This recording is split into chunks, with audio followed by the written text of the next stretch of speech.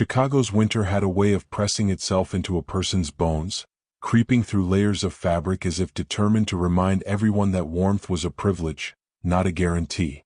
On the west side, past the busy intersections and the glassy downtown skyline, stood a neighborhood where struggle lived in plain sight. Old brick buildings leaned into each other like tired giants. Steam rose from cracked vents. Sirens wailed in the distance. And the wind never stopped. On Harbor Street, toward the corner where the traffic light blinked stubbornly through the frost, stood a diner that had become a symbol of survival. Harbor Street Grill didn't look special at first glance. The red paint on the door peeled in thin curls. The neon open sign flickered whenever the temperature dropped too low. A wooden carving of a lighthouse hung above the window, a nod to the diner's name, though the paint had chipped enough that the lighthouse looked more like a ghost. Yet to the people here, the diner was more than a building. It was a refuge, a gathering spot, a slice of comfort in a city that often gave none. Every time the door opened, a tiny brass bell chimed overhead, releasing a puff of warmth and the smell of pancakes, syrup, and coffee that had brewed since dawn. That scent could almost make your heart unclench if you let it. Inside, the booths were covered with worn red leather that squeaked when someone sat too abruptly. The counter stools spun in lazy circles, occupied mostly by long-time customers who came for the eggs and stayed for the conversation. It wasn't fancy. It wasn't polished. But it was familiar. Behind the counter, Rita Henderson wiped down a stack of plates with the steady rhythm of a woman who had run this place for decades. Her husband, Ken, stayed in the kitchen, humming old soul songs as he flipped burgers and fried hash browns.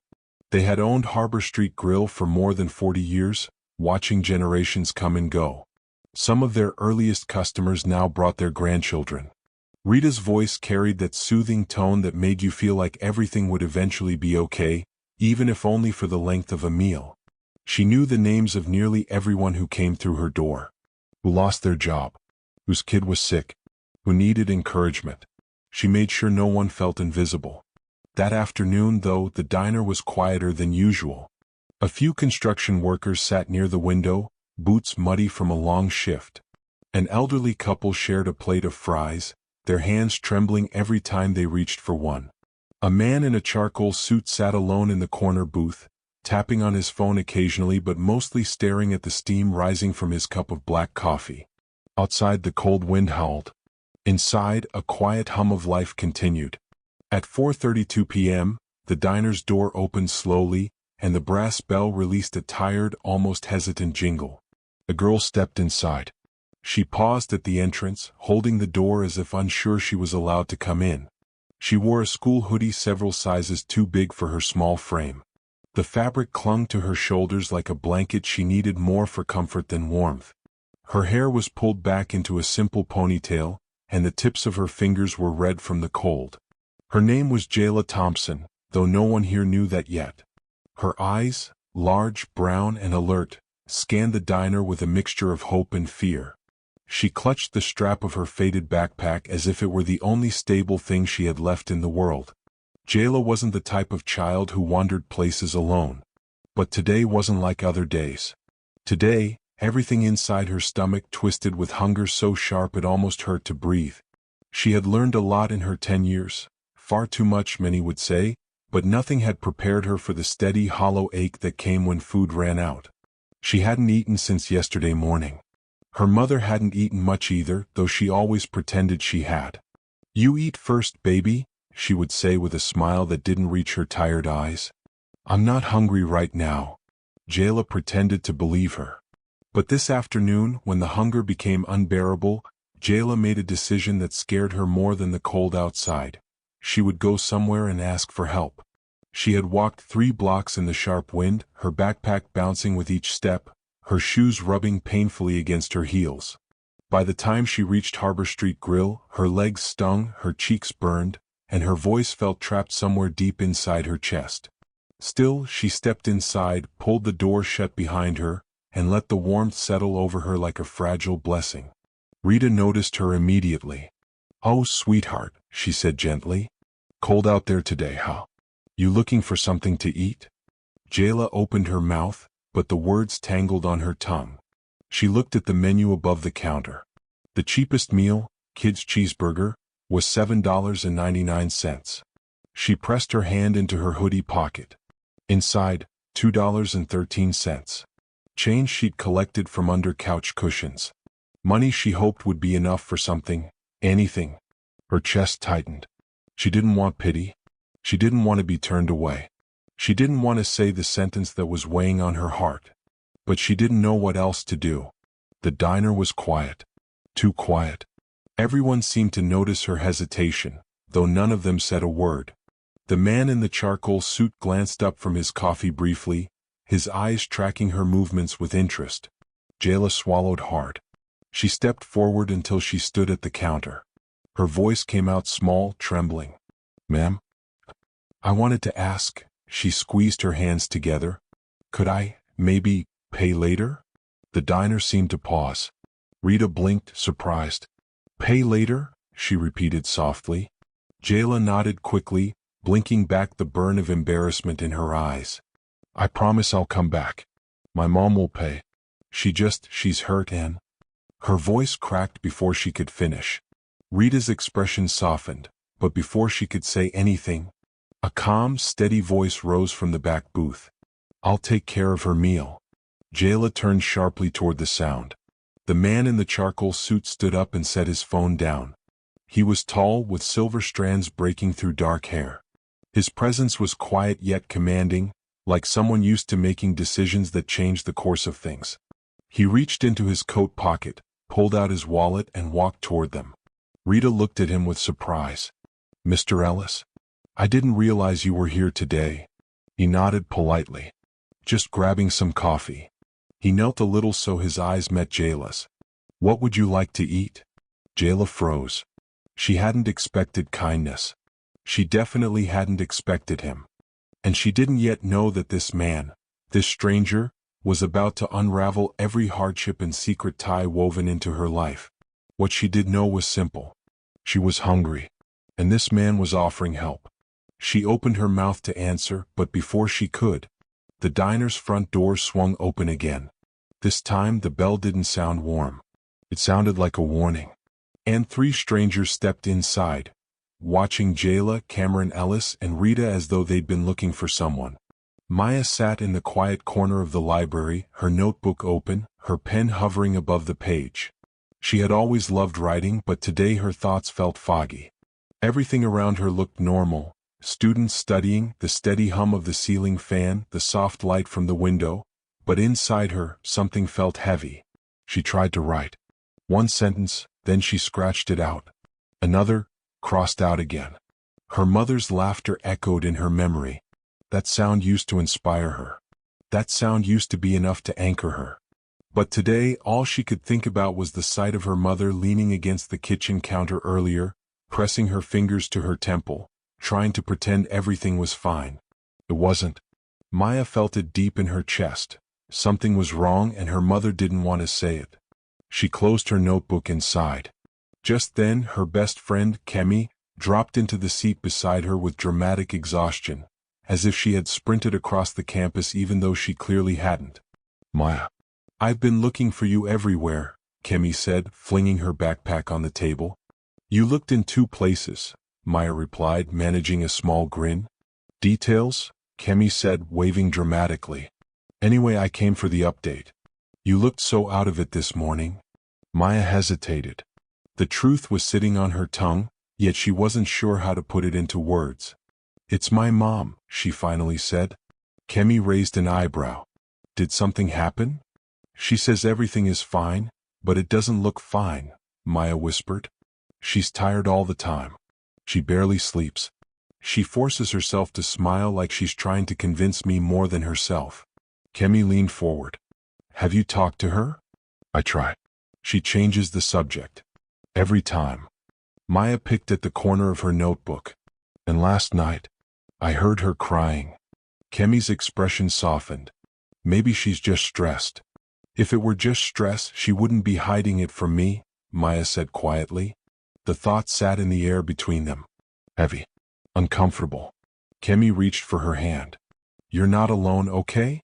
Maya nodded, even though she felt very alone. Still, something in her shifted. A small determination rose inside her. She was going to find out what was going on, no matter how much her mother tried to shield her. When school ended, Maya walked home slower than usual. The sky above was a deep shade of gold, fading into the early evening. She always loved sunsets, but today she barely noticed them. She walked through the familiar neighborhood, past rows of vendors packing up their goods, past children shouting as they chased a football, past old men arguing about politics. Normally, the energy of the neighborhood always lifted her spirit. But today, everything felt distant. When she reached the small gate leading to their house, she paused. She could already hear her mother humming inside, a soft melody she always hummed when she wanted to pretend she was okay. Maya pushed the gate open and stepped in. Her mother, Amma, stood near the stove, stirring a pot. She turned with her usual bright smile when she heard the door. "You're back. How was school?" her mother asked, her voice cheerful but slightly breathless. "It was fine," Maya said as she dropped her bag. "You didn't have to cook. You should be resting." Her mother laughed. "Rest? If I rest too much, you will think I'm sick." Maya's heart tightened. She stepped closer, watching her mother's face carefully. She looked tired, too tired. Her smile didn't quite reach her eyes. Without thinking, Maya reached for the ladle. "Let me help." No, go and freshen up," Amma insisted, gently nudging her away. Maya didn't move. "Mom, can I ask you something?" A shadow crossed her mother's face. "Of course. Anything." Maya swallowed, her voice deep and soft. "Are you okay?" For a moment her mother froze. The ladle between her fingers trembled slightly. But she quickly recovered, turning back to the pot. "I'm fine, sweetie." "You're not," Maya said. Her mother's shoulders tensed. "Maya, you're not sleeping. You're always tired. You zone out. You sit in silence for minutes like you're somewhere else. And you think I don't notice, but I do." Amma exhaled slowly. "Maya, there are things I'm trying to handle, grown-up things, things you shouldn't worry about." "But I already am," Maya whispered. Amma turned around. Her eyes glistened, not with tears, but with exhaustion. "Come," she said gently, taking Maya's hand. She led her to the living room and sat with her on the sofa. "Maya, life is not always easy," she began. "Sometimes adults carry burdens so the children can stay focused on their future. But you don't have to carry them alone."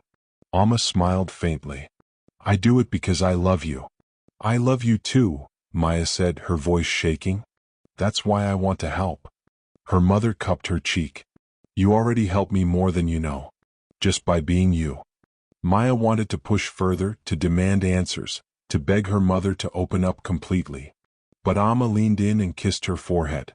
"Let me handle things, okay? For now." Maya nodded, though her chest felt tight. Amma stood. "Go freshen up. Dinner will be ready soon." Maya watched her mother return to the kitchen. She watched the way her steps slowed when she thought no one was looking. She watched the way her shoulders dropped when she turned away. She wasn't fine. Not even close. And Maya hated feeling powerless. Hated watching the strongest woman she knew crumble in silence. Later that night, Maya lay awake, staring at the ceiling. The room was dark except for the dim streetlight shining through her window. She curled beneath her blanket, listening to the quiet of the house. 10 minutes passed. 20. 30. She couldn't sleep. Her mother's tired smile replayed in her mind over and over. Finally, she got up quietly and tiptoed toward her mother's room. She didn't knock. Instead, she pressed her ear gently to the door. Silence. Then she heard it, a soft, shaky breath. Not full crying, just someone trying not to. Her heart cracked. She stepped back and returned to her room, wiping her eyes. She grabbed her notebook and sat on the floor. And she began to write. Not about school. Not about homework. But about a woman with a warm smile and tired eyes. A woman who fought every day for her child. A woman who was slowly breaking under the weight she refused to share. Her pen flew across the page. She didn't know how long she wrote, only that the words poured out of her like water released from a dam. When she finally stopped, she stared at the final sentence she had written. "I will find out the truth, no matter what it is." She didn't know then how soon that truth would reveal itself, or how drastically it would change everything she thought she knew. Because the next morning, a message would come. One that would shatter the quiet rhythm of their lives forever. The next morning, Chicago's wind had eased slightly, but the chill lingered in the air like an unwelcome guest. Jayla pulled her oversized hoodie tighter around her small frame as she stepped out of her building. The streets were quieter than usual, just a few early commuters, the distant honk of a cab, and the faint hiss of steam rising from a cracked manhole cover. Every gust of wind seemed sharper, as if daring her to stop walking. She clutched her backpack closer. Inside, a crumpled handful of bills felt heavier than it should have. $2.13, the sum total of her resources for the morning. She knew it wouldn't cover her breakfast, let alone the tiny things her stomach now desperately wanted. But she had made up her mind. She would go to Harbor Street Grill and she would try. Somehow. Her steps quickened as the diner's familiar neon sign appeared around the corner, flickering weakly in the winter light. From a distance, it seemed ordinary, just another old building standing stubbornly against the cold. But Jayla had been there before and she knew the difference. Inside, warmth lingered in the air like a soft hug, carrying the comforting aroma of pancakes, bacon, and strong coffee. And more importantly, the people there had hearts. They might help if she asked carefully. She swallowed hard, bracing herself. The diner's door jingled as she stepped inside, and warmth immediately wrapped around her, lifting the chill from her body. The familiar red booths gleamed slightly under the overhead lights, and the counter's edge had that familiar smoothness worn by decades of hands brushing it. She spotted Rita Henderson behind the counter, wiping down plates with her steady rhythm. Rita's eyes lifted, catching sight of Jayla. She smiled softly, a smile that reached her eyes even before Jayla spoke. "Good morning, sweetie," Rita said. "You look cold. Did you walk here?" Jayla nodded, her voice catching in her throat. "Yes, ma'am." Rita's gaze softened. "Come on over. You want something warm?" Jayla hesitated. Her stomach tightened. This was the moment that had haunted her for days, the moment she had rehearsed a dozen times in front of the cracked mirror of her bedroom. Her lips parted, and she whispered the question she had been carrying in her chest like a secret. "Can I pay later?" The words barely reached Rita's ears. The entire diner seemed to hold its breath. A few customers glanced over, eyebrows raised, but no one said anything. Jayla's heart pounded against her ribs. She felt naked under the attention, vulnerable in a way that made her want to retreat. Rita's hand froze mid-wipe. She opened her mouth, but before she could respond, a deep, calm voice came from the back booth. "I'll take care of her." Jayla turned to see the man she had noticed yesterday, the one in the charcoal suit. His movements were quiet, deliberate, yet they carried a weight of authority. Cameron Ellis, a name Jayla had heard whispered among adults, though she didn't know why. He was tall, composed, and seemed almost unreal in his poise. His silver-streaked hair caught the soft morning light, and his dark eyes held an intensity she had never seen before. Rita's eyes widened slightly. "Mr. Ellis?" He nodded, offering her a small, polite smile. "Just make sure she gets something warm." Jayla's stomach clenched. She blinked rapidly, unsure whether to feel grateful or embarrassed. Nobody had ever intervened like this for her before, not with such certainty, not with such kindness. She looked back at the menu, her mind racing. The kids' cheeseburger meal was still the cheapest option, but her hunger screamed for more than just a burger. She didn't want to appear greedy, though.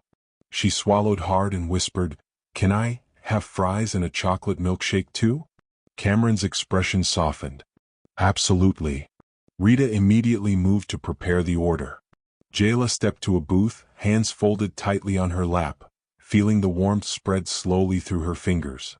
Her eyes kept darting to Cameron.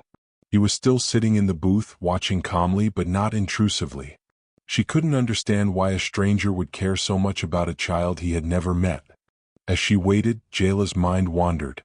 She thought about her mother, Denise, working through the pain of her injury, trying to keep the apartment together while pretending to be strong. Jayla's own stomach twisted again at the thought. She didn't like asking for help, but what choice did she have? When Rita returned with the tray, the smells hit her first: crispy fries, the soft warmth of a burger, chocolate melting into a thick milkshake. She took it all in, her stomach growling in protest. She barely touched the food before she looked up at Cameron. "Thank you, sir," she whispered, her voice trembling. He nodded, his expression unreadable. "You don't have to thank me. Just enjoy it." For the first few moments she ate in silence. Every bite felt like a miracle. She didn't realize how long it had been since she had eaten like this, without rushing, without hiding her hunger, without worrying about whether her mother would scold her for eating too fast. Cameron, meanwhile, observed quietly. There was something about her, the way she ate carefully, the way her eyes darted around the diner, taking in every detail with both caution and curiosity. Something familiar tugged at him, though he couldn't place it immediately. He recognized resilience, determination, but more than that, he recognized truth. Suddenly, the diner's door opened again, louder this time. A gust of cold air blew in, and the bell above the door rang sharply. Jayla's heart leapt. She looked up, and her stomach lurched as two men stepped in from the street, their expressions hard, eyes scanning the diner as though searching for something, or someone. The air shifted instantly.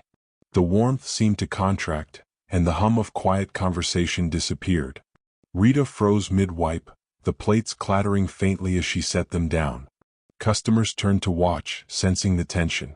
Cameron's calmness didn't falter, but his eyes narrowed slightly. He stood slowly, placing a hand lightly on the table. "Can I help you, gentlemen?" His voice was steady, even, but carried an authority that made the room hold its breath.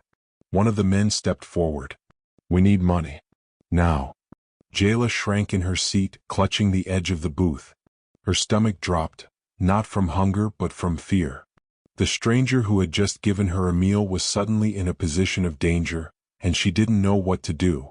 Cameron remained still, hands visible, his gaze assessing every possible outcome in seconds. The tension thickened. Then, without warning, the shorter man's phone rang. He jumped back, startled, and cursed under his breath. In that split second, a faint sound of sirens grew louder in the distance. Jayla didn't know it yet, but the brief interruption would change everything about this morning, and everything about her life. The men hesitated, uncertainty flickering in their eyes. Cameron didn't flinch. He simply stood, watching, waiting for the next move. Jayla's heart pounded, her hands trembling as she realized she was witnessing something bigger than herself, something she didn't fully understand but would never forget. And then, the bell above the diner jingled again. But this time it didn't signal warmth or welcome. It marked the arrival of a moment that could shift everything for everyone in the room. The diner seemed to hold its breath. Jayla's whispered question, "Can I pay later?" hung in the air like a fragile promise, trembling with the weight of all her fears. For a moment the room went quiet. Even the clatter of plates and the soft murmur of other customers seemed to pause. It was as though the universe itself was waiting for an answer. Rita Henderson froze, her hand poised mid-motion, wiping a plate. She looked at Jayla, then at the small bills crumpled in the girl's hoodie pocket. "Pay later?" Rita repeated softly, almost questioning, almost scared. "Sweetheart, your mom isn't here?" Jayla nodded quickly. Her eyes darted to the floor, then back up at Rita. Her voice barely rose above a whisper. "Yes, she's working. She'll pay. I promise." Rita's heart clenched. She had seen too many children in this neighborhood trying to carry the impossible weight of hunger and fear. She knew what it meant to ask for something they couldn't afford, to step into a world of uncertainty with nothing but hope. She opened her mouth to reply, to tell Jayla that it was okay, that she didn't need to pay now, but then a voice came from the back booth. "I'll take care of it." The voice was calm, steady, and unmistakable. Jayla turned toward it, and her eyes widened. He was the man she had noticed yesterday, the man in the charcoal suit, sitting alone with his coffee. He stood now, moving toward the counter with quiet authority, his presence commanding yet strangely gentle. "Cameron Ellis." Rita blinked, surprised. "Mr. Ellis?" she whispered. He nodded politely, a soft smile tugging at the corners of his lips. "Please make sure she gets something warm. Whatever she wants." Jayla's heart lurched. She had never encountered such generosity from a stranger, let alone someone who seemed so untouchable. She couldn't explain why, but there was something in his eyes that made her feel safe, even in a room full of people. Rita hurried to prepare the meal, carefully stacking a tray with the cheesiest burgers she could find, golden fries, and a chocolate milkshake. Jayla followed her to a booth, sitting stiffly, hands folded tightly on her lap. She stared down at the tray as if it were a treasure she could barely believe was hers. Her stomach growled involuntarily, reminding her how long it had been since she had eaten without fear or worry. Cameron watched quietly from the booth nearby. He didn't rush her, didn't hover. He simply observed, his eyes calm yet piercing, like someone trying to understand a story unfolding in front of him. And as he watched, he felt a pang in his chest he hadn't felt in years. There was something about this girl, the way she carried herself, the way she held back even her hunger with such dignity, that reminded him of someone he had lost a long time ago. As Jayla lifted the first fry to her mouth, a tremor ran through her hands. The taste of salty, hot potato made her eyes water, not from sadness but from relief. She hadn't realized how much she had missed food that was hers to eat without fear. She glanced toward Cameron and whispered, barely audible, "Thank you, sir." He nodded slightly, almost imperceptibly, and returned to his coffee. But inside, a storm of emotions churned. He had never intended to intervene in this small diner on this quiet street. And yet, something about Jayla's presence, her quiet strength, pulled him in. He remembered his sister, Angela, her courage, her laugh, her resilience despite their family's struggles. She had once told him that the world would only be as kind as the people who chose to act. And now, staring at Jayla, he felt her sister's words echo across time. Rita returned with a small napkin and set it on the table. "Here you go, sweetheart. Eat slowly." Jayla nodded, and for a few minutes, the room was filled with nothing but the quiet sounds of her eating, the gentle clink of the fork against the plate, the soft sip of her milkshake, the occasional sigh of relief as her hunger eased. But just as she was beginning to relax, the diner's door opened again with a sharp jingle. Jayla's stomach twisted, not from hunger this time but from unease. Two men stepped inside, their presence immediate and unsettling. They were not ordinary customers. Their eyes scanned the room with urgency, and their posture screamed desperation. Rita froze, hands hovering midair as plates trembled slightly on the counter. The elderly couple at a booth near the window instinctively leaned closer to each other, sensing danger. The construction workers near the front table stopped talking mid-sentence. The entire diner felt as if it had collectively held its breath. One of the men stepped forward, his voice low but firm. "We need money. Now." Jayla shrank in her seat, pulling the edge of her hoodie closer to her chin. She had never been this scared, not in her entire life. The man in the charcoal suit, Cameron Ellis, stood slowly, his posture calm yet imposing. His eyes scanned the men quickly, calculating, assessing. He did not reach for his wallet. He did not panic. He simply observed. The tension was suffocating.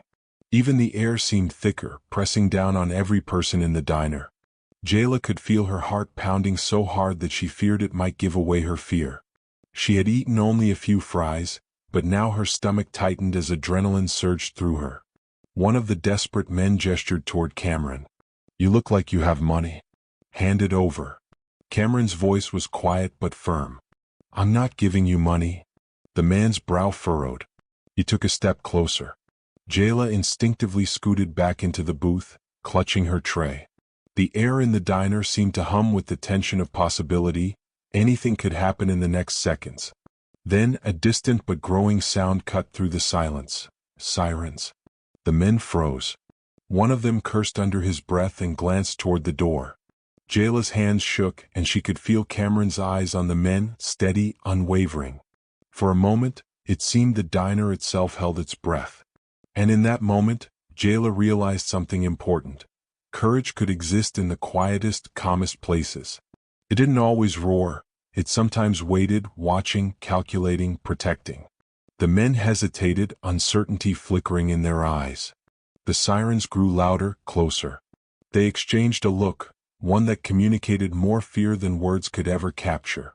Cameron didn't move. He didn't raise his voice. He simply stood, arms loose at his sides, and let the situation unfold. Every movement, every glance, every breath carried authority. Jayla's chest was tight. Her hands trembled on the table. She felt a strange sense of awe. Here was a man, a stranger, a billionaire, and yet he wasn't acting like the world had taught her rich people acted. He wasn't arrogant. He wasn't dismissive. He was calm, protective, calculated. And for the first time that morning, Jayla felt a spark of safety. Just as the shorter man in the duo made a small, hesitant step toward the exit, Jayla realized that this moment, this breakfast, this diner, this man, would change her life in ways she couldn't yet understand. Her stomach growled again, but it wasn't from hunger. It was from anticipation, from fear, from hope. Because she didn't know then, but the stranger who had offered her a meal, the one who had chosen to step forward when no one else would, was about to make a decision that would ripple far beyond the walls of the diner, far beyond Chicago, far beyond anything she had ever imagined. And the moment was about to come crashing down. The diner's atmosphere had shifted in a heartbeat. What had started as a quiet morning now felt tense, almost electric. Jayla clutched the edge of the booth, her small hands trembling as the two men in the doorway exchanged uneasy glances. Sirens grew louder in the distance, cutting through the chill of the Chicago morning like a lifeline. Cameron Ellis remained calm. He didn't reach for his phone, didn't brandish his wallet, didn't shout or threaten. He simply stood, tall, composed, and unwavering. His presence alone seemed to fill the room with authority, as if the air itself obeyed him. "You need to leave," Cameron said quietly, his voice low but commanding. "Now." The words carried weight, unyielding and final. The taller of the two men hesitated, his hand hovering near his coat pocket. The sirens were closer now, and the pressure of the approaching law enforcement made the duo's bravado crack. Jayla's heart pounded in her chest. She had never felt fear like this before, not from hunger, not from arguments at school, not even from the cold biting at her fingers outside. But now, with danger in the diner and the man who had just offered her food standing protectively between her and them, she felt a new kind of awe. The shorter man muttered something under his breath, shifting nervously. He glanced toward Cameron, then toward the door, then back again. Cameron didn't flinch, didn't move. He simply held their gaze. And in that stillness, Jayla realized something important. He wasn't afraid. And if he wasn't afraid, maybe they should be. The taller man finally made a move, stepping slightly back toward the entrance, but the shorter man's hand twitched as though trying to make a last-ditch decision. Cameron's eyes flicked to the woman behind the counter, Rita, and then back to the men. "Sir, please," one of them hissed, tension and panic coiling in his voice. We don't want trouble. Just some cash." Cameron's gaze was steady. "This isn't the way. Leave now and no one will get hurt." The room was silent. Even the faint hum of the heater seemed to pause, as if listening. Jayla felt her stomach tighten, not from hunger but from suspense. Her chocolate milkshake sat forgotten on the table, growing warm. She wanted to move, wanted to hide, but her body felt frozen. And then the sirens screamed closer, and the taller man finally turned. The door swung open and they bolted. Cameron's eyes followed them until they disappeared down the block. He finally exhaled, though barely perceptibly. Then, almost without thinking, he looked down at Jayla. "You're safe now," he said quietly. His voice didn't carry the force it had with the men, but it was gentle, steady, comforting. Jayla nodded, unsure if she should speak. She wanted to thank him, to explain herself, to tell him she had never had anyone do this before. But no words came out. You didn't have to," she whispered finally. Cameron shook his head. "I didn't do it for thanks. I did it because it was the right thing to do." For a moment, Jayla studied him, her eyes wide with a mixture of fear, awe, and gratitude. She didn't fully understand the weight of his actions, but she knew she had been given more than just a meal. She had been given protection, dignity, and hope. Rita returned to Jayla's booth, setting down the warm tray with a gentle smile. "Here you go, sweetheart," she said. "Eat while it's hot."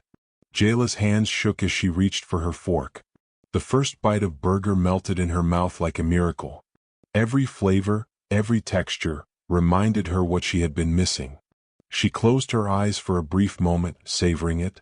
The world outside, the wind, the cold, the hardships, seemed to melt away for just a few minutes. But Cameron's presence kept her grounded. She noticed how he observed quietly, his eyes scanning the diner and the street outside even while he sipped his coffee. There was a careful patience to him, a depth she didn't understand yet. It wasn't long before she realized something else. He wasn't just a stranger. He was someone who understood things she hadn't even said. He was a protector, a guardian in that small space of chaos. And maybe, just maybe, he could see parts of her story she had hidden even from herself. As she ate, Jayla noticed a subtle change in Cameron's demeanor. He wasn't merely helping her out of charity. There was recognition in his eyes, like a memory had been triggered, though she couldn't imagine what it might be. "What's your name?" he asked suddenly, breaking the quiet. "Jayla," she whispered, still chewing her fry. "Jayla," he repeated, tasting the name. There was a weight to it, as if it belonged somewhere in a long-forgotten memory. "Jayla, do you live around here?" "Yes," she said softly. "Just a few blocks away." Cameron nodded, as though processing more than she could see. He took another sip of his coffee, then looked at her directly. "You're brave, Jayla." She blinked, caught off guard. "Brave?" "Yes," he said, leaning slightly forward. "It takes courage to ask for help. It takes courage to stand up even when you're scared. That's what you just did. Not many people could do it." Jayla's cheeks flushed. She had never thought of herself as brave. Most days she felt like she was just surviving, doing what she could to keep moving forward. But hearing those words, it stirred something inside her. Something she hadn't felt before. The diner had quieted down again. The sirens faded into the distance, leaving only the hum of the heaters and the soft clinks of dishes. The other customers returned to their breakfasts, though many glanced toward the booth where Jayla sat, the tension still lingering in the air. And then Cameron said something that made Jayla's stomach twist, not from fear but from curiosity and anticipation. "Jayla," he said softly, "there's something about you, something familiar. I don't know what it is yet, but I will find out." She froze, unsure what he meant. A shiver ran down her spine, but not from the cold. There was a sense of destiny in his words, a promise that the morning's events were only the beginning. Jayla returned to her meal, though her mind kept racing. She tried to eat slowly, but each bite felt like a countdown, counting down to something she couldn't yet name. She sensed that her life as she knew it was about to shift in ways she couldn't imagine. Rita and Ken glanced at Cameron, then back at Jayla, sharing a quiet, understanding nod. They knew without saying a word that this wasn't just a random act of kindness. Something bigger was unfolding. And Jayla, still small and hungry, could feel it too. For a moment, the diner felt like the center of the world, a small, fragile universe where fear and hope collided. Outside, the wind still howled, but inside, a story was beginning. And it was a story that would change everything. Because Jayla didn't yet know that the man sitting calmly across from her, the billionaire who had just saved her from hunger, from fear, from uncertainty, was about to become a part of her life in ways she never could have imagined. And the decision he would make next would shock everyone around them. The late afternoon sun dipped low over Chicago's west side, casting long orange streaks across the pavement as the dinner rush began. The street outside Ruby's Corner Diner buzzed with people heading home from work, kids on bikes and delivery trucks roaring past. But inside the diner, where the lights were softer and warm jazz played faintly from a dusty speaker, everything felt calmer, almost like the world paused the moment you stepped through the door. Benton pushed open the glass door and entered with Chloe at his side. The bell above the door jingled and a few customers turned their heads. Some recognized Benton immediately. It was impossible not to. His face often flashed across business magazines or television segments discussing philanthropy, real estate developments, or new community initiatives. But now he didn't walk in with his usual polished confidence from the boardroom. Instead, he walked in still thinking about the girl with trembling fingers and the cracked notebook that Chloe had quietly shown him at the table earlier. The words Chloe had whispered, "She's been here twice this week and never asks for much," clung to his mind like a shadow. Chloe, acting almost protective of the girl's privacy, led him to a booth further back. "She usually sits here," she said softly, wiping the table even though it didn't need wiping. "Right after school, sometimes late." Benton scanned the diner. Families chatted over milkshakes, a couple argued quietly, and a few college students typed on laptops. But the little girl wasn't there. "She'll come," Chloe said. "She always does." Benton sat, folding his hands. The questions swirling in his mind didn't match his usual approach. Normally, when he wanted answers, he called a meeting, hired a specialist, or studied a report. But something about this felt personal in a way he couldn't explain, even to himself. A waitress named Joanna, older and sharp-eyed, approached with menus. "Evening, Chloe. Everything good here?" Chloe nodded toward Benton cautiously. "Joe, this is Mr. Drake." Joanna blinked, recognizing him immediately. "The Benton Drake?" She gasped lightly, then quickly caught herself. "Oh, sorry. I didn't expect." She cleared her throat. "What can I get you both?" Benton smiled politely. "Just water, thank you. And a hot chocolate for the little one when she arrives," Chloe added firmly. Joanna nodded, curious but respectful enough not to pry. When she walked off, Benton turned toward Chloe. "Tell me everything you know about her." Chloe hesitated. "I don't know much. She doesn't talk about her home life. When I ask if everything's okay, she just nods. She's polite, never causes trouble." She looked down. "Last time she was here," she whispered, "can I pay later?" "It's just for today." Benton's jaw tightened. Not in anger, but in a quiet frustration at himself, at the world, for letting things get this far. "This neighborhood," he said slowly, "when I was a kid, places like this saved me. Not big charities, not government programs, just small corners like this. People who noticed when I was falling." Chloe softened. "I didn't know you grew up like that. It's not something I share often." He exhaled. "Maybe I should." Before Chloe could respond, the bell over the door chimed again. A small, thin silhouette stepped in. There she was. The same girl, trembling hands, oversized coat, worn-out backpack. She glanced around nervously as though bracing herself for rejection. When she spotted Chloe, her shoulders dropped slightly in relief. But when she noticed Benton sitting there too, she froze. Chloe quickly waved her over. "It's okay," she mouthed reassuringly. The girl approached the booth slowly, cautiously, like a stray animal unsure whether someone intended to feed it or shoo it away. Benton offered a gentle smile. "Hello." She kept her eyes down. "Hi." Chloe slid over to make space, but the girl didn't sit. She clutched her backpack straps instead. After a moment, the girl whispered, Is it okay if I get the soup today? I have money. I can pay today." Her voice cracked on the last word. Benton felt something heavy drop into his chest, almost like a memory, one of himself at her age saying almost the same exact words to a shopkeeper. He hadn't thought of that moment in years. Chloe spoke softly, "Sweetheart, we talked about this. You don't have to worry about that." The girl shook her head. "No, I have to pay. My mom said we shouldn't take things for free. She said people judge." Benton leaned forward, his voice calm and warm. "No one is judging you here." She still didn't look up. "What's your name?" he asked carefully. She swallowed. "Riley."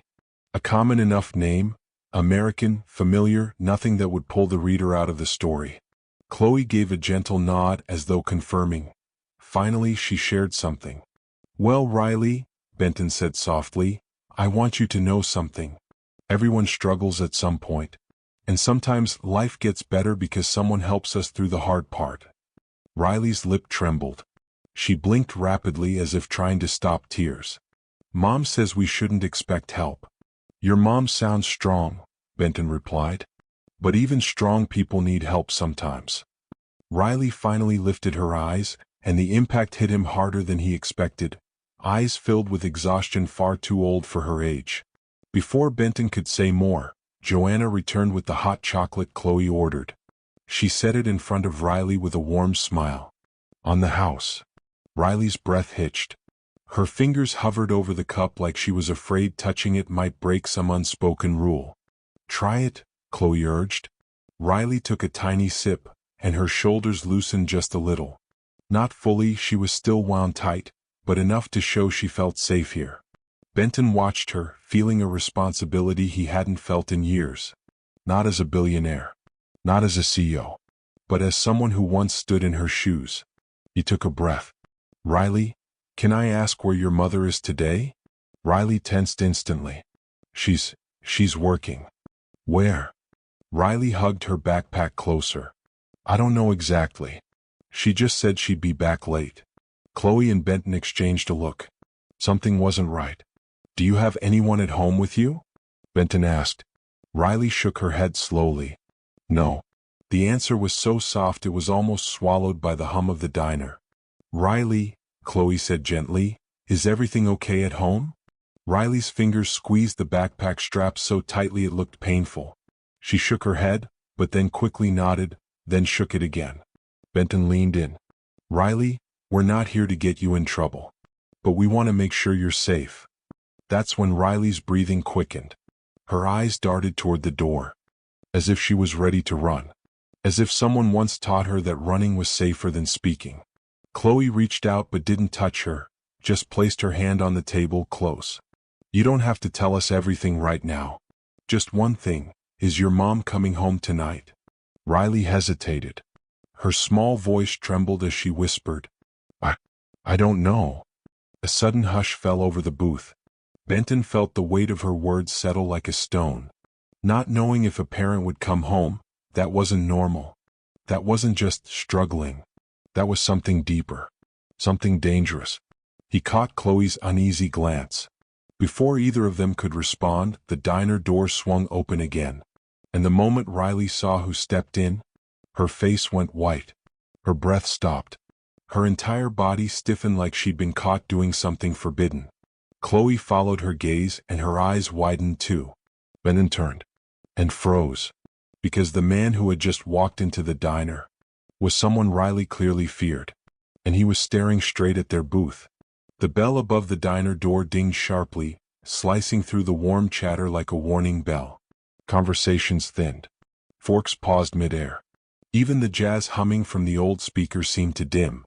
The man who stepped inside wasn't particularly tall, but his presence filled the room in a way that made the hairs on the back of Benton's neck rise.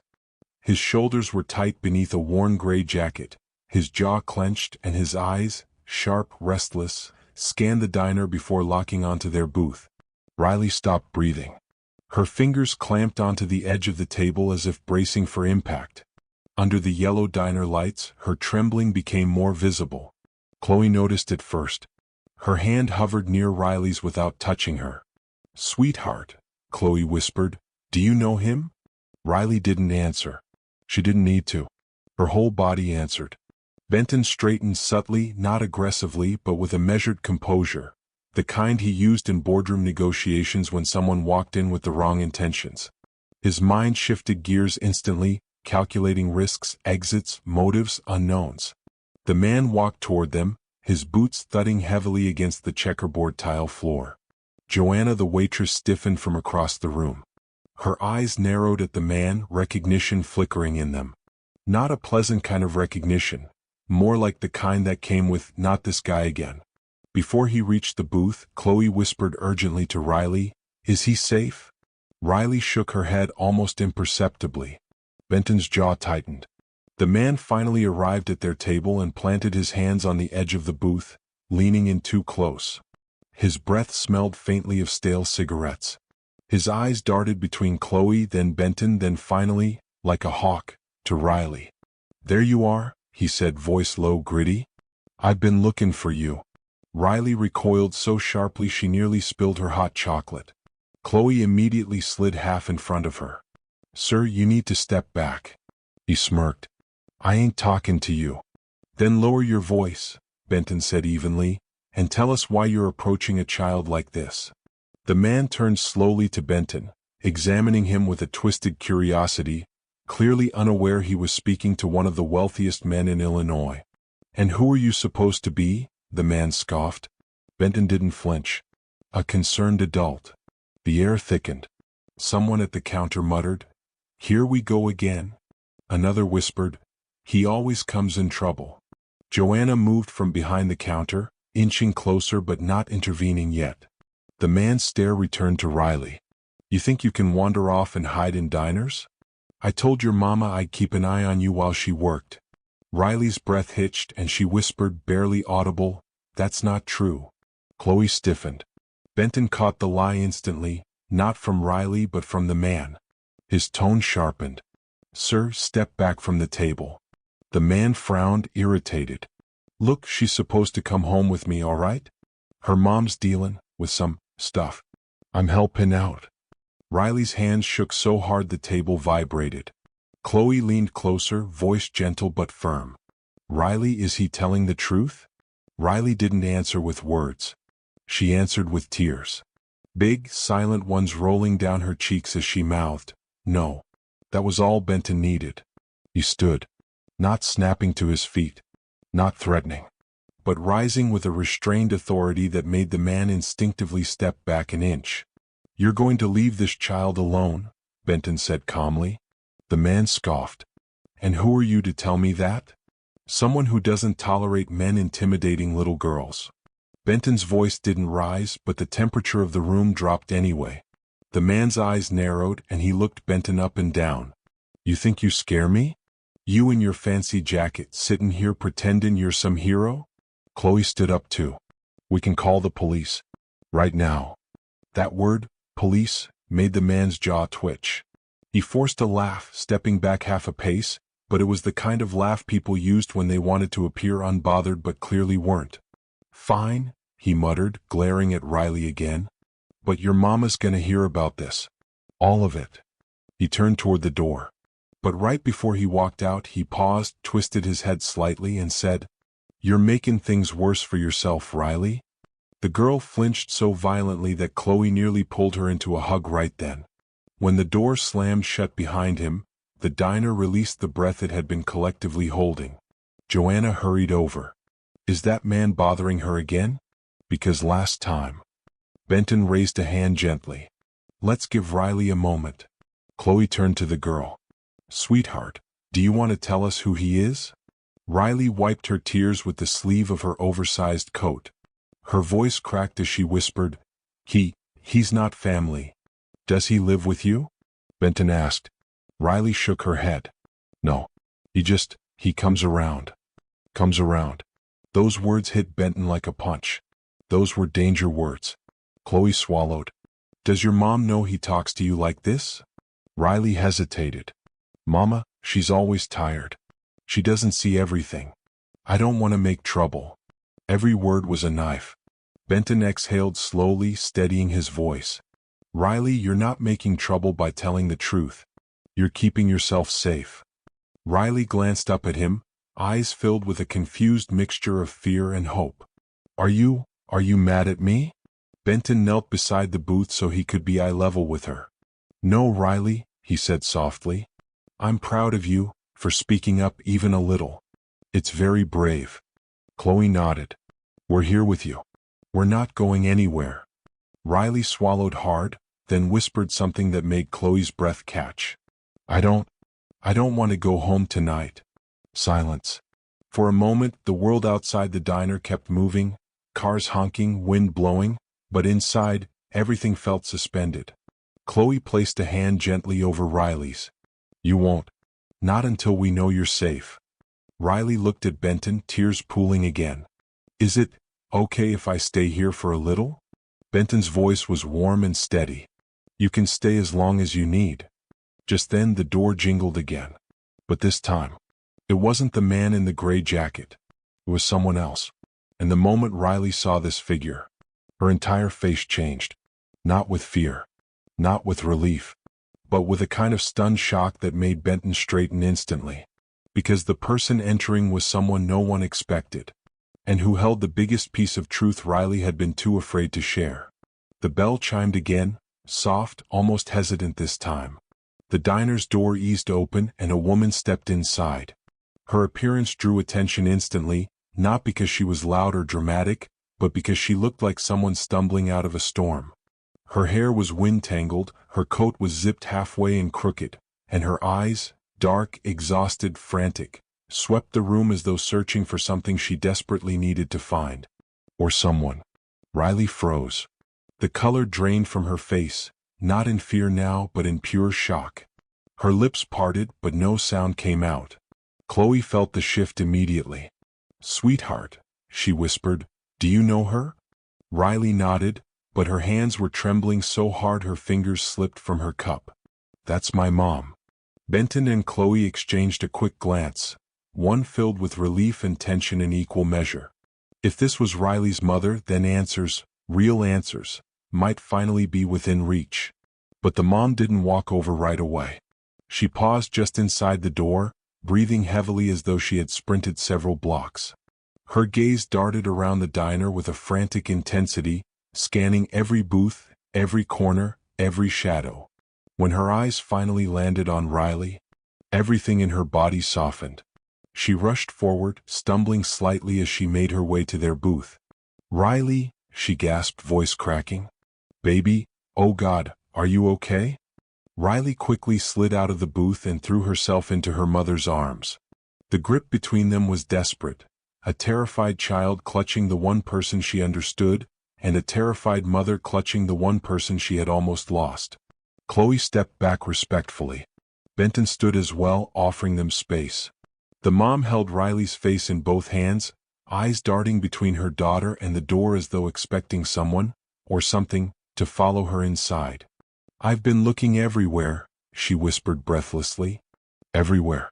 I called the neighbors, I checked the street, She broke off and hugged Riley again tightly. "Don't ever disappear like that again. Please." "But I didn't," Riley said softly. "I just came here. Like I always do." That sentence made the woman's breath stutter. She glanced at Chloe, her confusion deepening. "Always?" Chloe spoke gently. "She's been coming after school sometimes. Just for food and a safe place to sit. We didn't know how to reach you." The woman closed her eyes, shame flashing across her face. "I'm so sorry," she murmured, hugging Riley again. I didn't know I didn't realize it had gotten this bad." Chloe's heart twisted. Benton studied the mother carefully. Her exhaustion wasn't from laziness or neglect. It was the exhaustion of someone drowning, someone holding everything together with frayed rope and shaking fingers. Riley's mom finally looked up at them properly. "I'm Dana," she said, her voice still tight with worry. I don't know what happened here, but thank you. Thank you both for being with her." Benton nodded. "She was afraid of someone." Dana stiffened. Her eyes, already strained, darkened instantly. "Was he here?" Chloe and Benton didn't need to ask who he was. "Yes," Chloe said carefully. "He came in." Riley didn't want to go with him. Dana's face drained of color. She swallowed hard, her jaw tightening. "Did he touch her?" she asked sharply. "No," Benton answered. But the way he spoke to her, it was enough to raise concerns. Dana's hands shook as she brushed hair from Riley's forehead. "I told him not to come near her again. I told him that. I told him." Her voice cracked on the last repetition. Riley tugged on her mother's sleeve. "Mom, I didn't say anything about him. I didn't want to make trouble. I didn't want you to lose your job." Dana froze, eyes widening in horror at what those words meant, that Riley had been carrying fear alone because she didn't want to add to her mother's stress. "Oh, honey," Dana whispered. "Your safety is worth more than any job I could ever have." Riley sniffed, leaning into her mother's chest again. Benton spoke gently. "Dana, who is he? And why does he believe he has access to your daughter?" Dana's eyes flickered briefly toward the window. The neon lights of the diner reflected in her gaze, making her look even more worn, more torn apart inside. "It's complicated," she murmured. Chloe exchanged a look with Benton. Complicated was usually code for something worse than it sounded. Dana took a shaky seat across from them, pulling Riley close into her side. She smoothed her daughter's hair, not letting go of her hand for even a second. "I'm not proud of it," Dana admitted softly. "But when I lost my last job, when things got really bad, I took help from the wrong person. Chloe nodded slowly. Him? Dana swallowed. Yes. She didn't say his name. She didn't need to. I thought he was just giving us a place to stay temporarily, Dana continued, her voice trembling.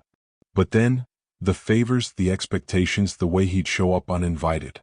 I tried to leave 2 months ago when I realized what kind of man he was. I found a room in a rundown building. It isn't much, but it's ours. But he won't leave you alone, Benton said. Dana looked up at him, startled by how accurately he understood. No. He shows up when I'm not home. He says he's checking in, that he's trying to help. But he scares Riley. And She stopped. Her voice broke entirely. I can't protect her if I'm working 3 jobs and barely keeping the lights on. Riley pressed herself closer to her mother's side, hugging her waist with a quiet fear that said she had carried far too much for far too long. Dana continued, he follows us sometimes. I've thought about calling the police, but I don't have proof of anything illegal. I'm afraid they'll say it's a misunderstanding. They won't, Benton said firmly. Dana blinked, confused. How do you know? Benton hesitated only for a breath before answering. Because I can make sure they take it seriously. Dana studied him for a moment, not recognizing him, not knowing the weight his name carried across the city. To her, he was simply a tall stranger in a nice coat with kind eyes. You said your name earlier was? She asked cautiously. Benton, he replied gently. Benton Drake. Dana's eyebrows drew together, then shot upward. Benton Drake, she whispered, stunned. The foundation? The housing projects? The scholarships? Riley's eyes widened too, clearly recognizing the name from school posters or community events. Chloe smiled faintly. He's been helping people in this neighborhood for years. Dana stared at Benton with new eyes, still exhausted, still anxious, but now filled with something else. Hope. Real, trembling, cautious hope. Benton sat forward slightly, his tone soft but steady. Dana, I'm not here as the CEO. I'm here because your daughter needed help. And because you both deserve safety. Dana's lower lip quivered. For the first time since entering the diner, she whispered, I don't know how to fix this. Benton glanced at Chloe, then back at Dana. You're not fixing it alone anymore. Dana's breath stuttered again, but this time not in fear. In relief. But before she could respond, the neon sign outside flickered, and the shadows in the diner shifted. The sudden motion made Riley jerk her head toward the window, and her face went pale again. Because outside, across the street under a lamppost, a figure stood watching the diner. Not moving, not approaching, just watching. Chloe saw him next, then Benton, then Dana. The man from before. He hadn't gone home. He had only moved to the shadows. And now they all understood something chilling. This wasn't coincidence. This was escalation. The diner seemed to shrink in on itself. Every soft clink of dishes, every hum of conversation, every low murmur from the customers felt amplified, sharper, more urgent. Benton, Dana, Chloe, and Riley froze, their attention drawn to the window where the shadow lingered. It was the same man who had terrified Riley earlier, the one she didn't want near her. Now he stood across the street, still under the lamppost, his silhouette motionless. His coat flapped lightly in the wind, but he didn't move toward the door. He was waiting, watching, calculating. Riley clutched her mother's arm, pulling herself as close as she could. Mom, he's still there, she whispered, her voice quivering. Dana's hands shook as she wrapped an arm around her daughter. I know, baby. I know. Benton leaned slightly forward, his eyes narrowing. We need to handle this carefully. He's dangerous, but he's also predictable. We can use that. Chloe, standing behind the booth, whispered, What do you mean? Benton's gaze didn't leave the window. He thinks he controls the situation. But we're not reacting like he expects. We stay calm. We document everything. And most importantly, we don't let Riley feel alone. Riley buried her face into Dana's shoulder, muffling a soft sob. The woman stroked her hair, trying to be strong, though Benton could see the terror in her eyes. From the shadows, the man shifted slightly, stepping forward just enough that the light caught part of his face. Benton caught the glint of recognition. It was the same desperate intensity from before, but now laced with a deeper, more dangerous obsession. He reached slowly for his phone. Benton noticed immediately. Not to call for help, he was taking a picture of the diner, of them, as though he was documenting something. Benton's hand moved almost unconsciously toward his coat pocket, where he kept his wallet, ID, and a small emergency device, one of the tools he rarely needed but always carried. He didn't pull it out yet. He needed more information. He needed to understand the man's pattern. Dana whispered almost to herself, "Why can't he just leave us alone?" "Because some people believe fear is power," Benton said quietly. "But fear only works if you let it." Riley peeked up, her tear-streaked face small and vulnerable. "Will he hurt us?" Benton's jaw tightened. "Not if we're smart. Not if we stay calm and don't give him the reaction he's expecting." Chloe's eyes scanned the diner, noting the few other customers who were pretending not to notice the tension. She could feel the weight in the room, a fragile bubble of safety that could burst at any moment. Suddenly the shadow shifted again. Benton's instincts kicked in. The man wasn't just watching, they were planning. He wasn't waiting idly, he was preparing. Benton reached across the table. "Dana, Riley, I need you both to stay close. Do not let him see you leave. We'll move when it's safe." Dana nodded, squeezing Riley's hand. Okay.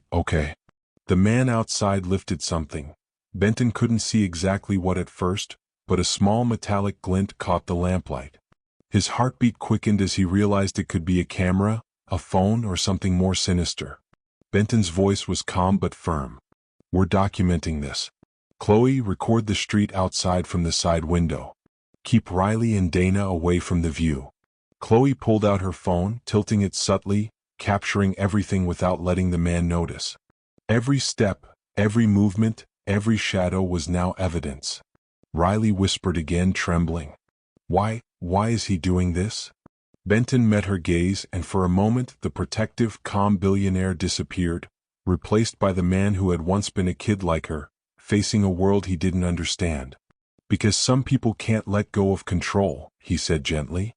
"But you don't have to be afraid anymore." The shadow outside shifted once more. Benton noticed the slight change in posture. He was measuring them, calculating whether to escalate or retreat. Then, without warning, the man started walking down the sidewalk slowly, deliberately, keeping the distance but never breaking eye contact with the diner. Benton exhaled quietly, signaling Chloe to stop recording. The immediate threat was moving, but the danger had not passed. Riley buried herself into Dana's side, muffling another sob. Dana whispered softly, "It's okay, baby. You're safe here."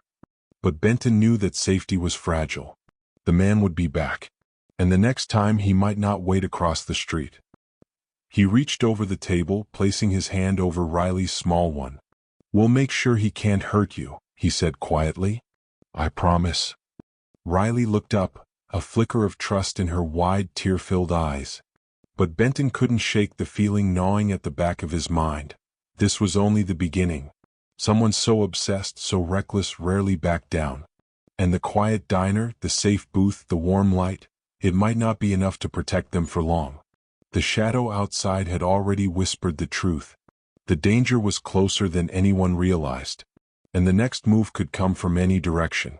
The morning after the hospital scare felt strangely still, as though the entire world had pressed pause. Rain clouds hung low over Detroit, turning the skyline hazy and silver. Inside the penthouse, the quiet was broken only by the hum of the refrigerator and the soft shuffle of feet moving down the hallway. Ilara stood in the doorway to the living room, her blanket wrapped around her shoulders like a shield. She hadn't slept much. Even after doctors told her she was stable and discharged her, she felt fragile. Not physically, emotionally. Vulnerable in a way she hadn't allowed herself to feel in years. The city stretched out beneath her like a vast maze she wasn't sure she could navigate on her own. But she wasn't alone, not anymore. Across the room, Preston looked up from the tablet in his hands. He wasn't wearing one of his tailored suits today. Instead, he had on a simple charcoal sweatshirt and relaxed jeans. He looked less like a billionaire CEO and more like a human being, a man who carried his own storms. "You're awake," he said gently. "How are you feeling?" Illara shrugged. "Like my brain is full of buzzing wires." "That's normal," he replied. "You went through a lot yesterday." She crossed the room, settling onto the couch, not too close, but close enough that she could feel the warmth radiating from him. "I still can't believe you stayed at the hospital with me all night." She paused, then added softly, "You didn't have to." "I know." His voice was calm. "I wanted to." Silence stretched between them, but it wasn't uncomfortable. It was full, heavy with unspoken truths. After a moment, he set his tablet aside. "Illara," he said, "there's something I want to talk to you about." Her heart tightened. Important conversations always felt like cliff edges. He leaned forward slightly, elbows on his knees. "Yesterday scared me. Not just because you passed out, but because I realized just how much you've been carrying alone. And how long you've been carrying it." Illara lowered her gaze. "I've always managed. But you shouldn't have to," he said quietly. "Nobody should." His words landed like a soft blow, gentle but impossible to ignore. She swallowed hard. "I'm not used to having anyone in my corner." He offered a sad, understanding smile. "I get that more than you know." She lifted her head. "What do you mean?" He hesitated, the kind of pause that hinted at years of locked-away memories. Then he said, "I know I come across like someone who has everything. But I grew up in a neighborhood not too different from the one you're in. My mom worked 2 jobs. My father wasn't there. Not ever." He exhaled slowly. "We lived on overdue notices and faith." Illara blinked, surprised. "I didn't know." "I don't talk about it," he said simply. "Not because I'm ashamed, just because people assume they know my story. Money makes them think I've always had it easy." There was something raw in his voice, something that peeled away the polished layers she'd only ever seen in public interviews. He wasn't just a billionaire CEO sitting in a luxury penthouse. He was a man who had fought his way out of something familiar. And now, shockingly, he cared enough to reach back for her. Before she could respond, Preston's phone buzzed. He checked the screen, his jaw tightening. A change came over him, a flicker of irritation, maybe even frustration. "Everything okay?" Illara asked carefully. He hesitated. "It's my board. They're pushing for a meeting sooner than expected." "Because of the photos?" she guessed. The online buzz had exploded overnight. Clips, pictures, commentary, wild theories. Billionaire helps starving girl. Who is she? Why is he protecting her? Was it charity or scandal? "Partly," he admitted. "But also because they're questioning my judgment." Illara's stomach nodded. "Because of me?" "No," he said firmly.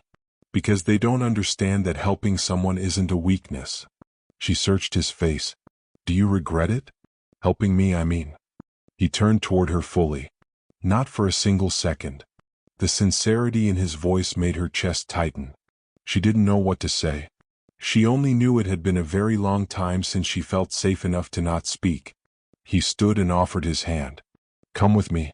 There's somewhere I want to take you." "Where?" "You'll see." The drive took them across the city, past skyscrapers and quiet blocks, until the buildings grew smaller and the roads more familiar. Illara stared out the window, her curiosity building. When Preston finally pulled up to a worn-looking community center with a faded blue sign, her brows lifted. "Why are we here?" He stepped out, motioning for her to follow. "I want you to meet someone." Inside, laughter and chatter echoed through the hallways. The scent of fresh paint and warm food mixed with the sound of kids running past. Illara's heart softened instantly. Spaces like this had been lifelines during some of the hardest years of her childhood. Preston guided her into a modest office. Sitting at a desk covered in donation forms and sticky notes was a middle-aged woman with auburn hair and a wide, welcoming smile. "There he is," she said, standing. "Detroit's prodigal son." Preston laughed. "Don't start." Then he turned to Illara. "This is Miss Hanley. She runs the community center. And she's one of the reasons I ever got out of the situation I was in." Miss Hanley stretched her hands toward Illara warmly. "So you're the young woman he's been worried sick about." Elara blinked. He told you about me? A little. The woman's eyes twinkled. Preston doesn't bring people here. Ever. Elara glanced back at him. He looked almost embarrassed. He cleared his throat. Miss Hanley helped me get my first scholarship. First meal program. First job opportunity. And she did the same for dozens of other kids.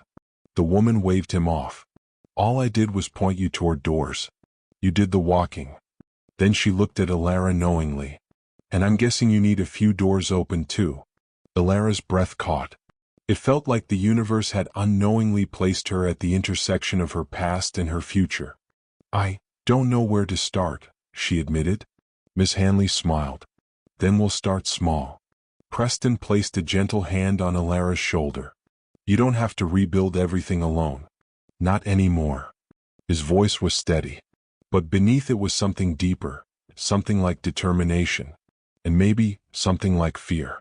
As they left the center, walking toward Preston's car, Elara felt lighter than she had in months. Maybe longer. For the first time since her father's death, she felt as though her life wasn't just a slow descent. There was a path forward again. But just as Preston opened the passenger door for her, his phone buzzed again.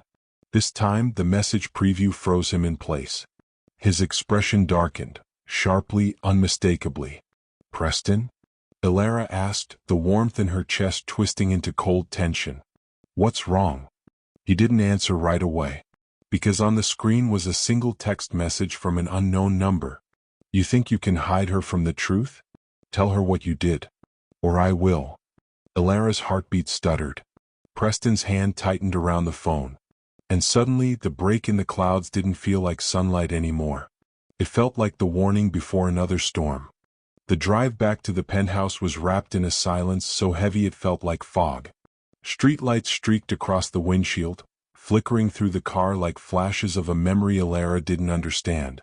Preston's jaw remained tight the entire way, his knuckles pale against the steering wheel. He barely spoke, not because he didn't want to, but because he seemed to be wrestling with something deep and consuming, something clawing at him from the inside. Elara kept glancing at him, anxiety growing in her chest like a pressure she couldn't shake. When they finally reached the underground parking garage, Preston killed the engine but didn't get out.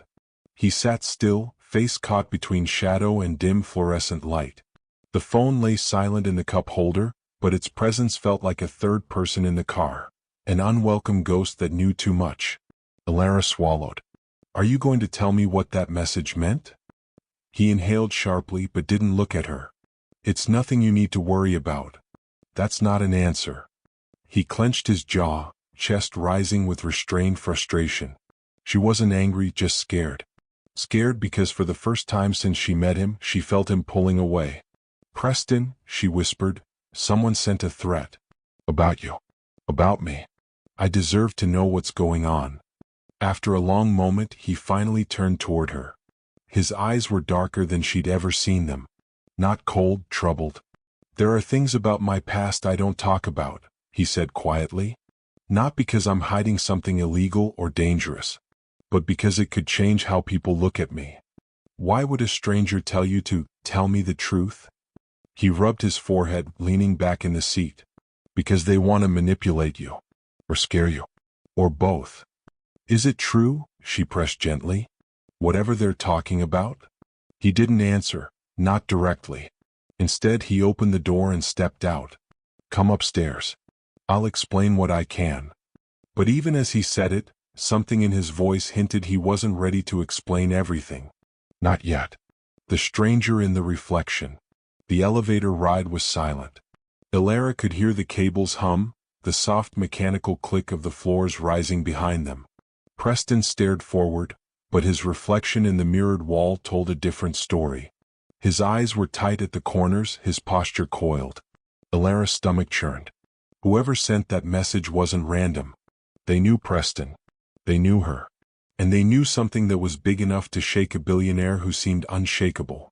When the elevator door opened, Preston walked ahead, unlocking the penthouse with a kind of urgency she didn't understand. Inside, the space felt colder today. Or maybe it was just her imagination. He walked straight to the bar counter and poured himself a glass of water, gripping the rim tightly. "Sit," he said softly. Not a command. A plea. Illara sat on the edge of the couch, hands clasped to keep them from trembling. Preston took a seat across from her, leaning forward with both forearms braced on his knees. "I want you to understand something before I say anything else," he began. "Nothing in that message changes how I feel about helping you. Nothing about you is a burden. And nothing you've gone through is your fault." His sincerity steadied her a little, but didn't erase the knot of fear twisting in her chest. "Then what is this about?" she whispered. He hesitated. "It's about a decision I made years ago. One that someone out there doesn't want me to forget." He took a breath. "When my company was still new, I signed an early partnership with someone. A man named Daryl Kincaid." Ilara's brows pinched. The name meant nothing to her. "He was ambitious," Preston continued. "Talented, but reckless. He wanted shortcuts, risky investments, questionable clients."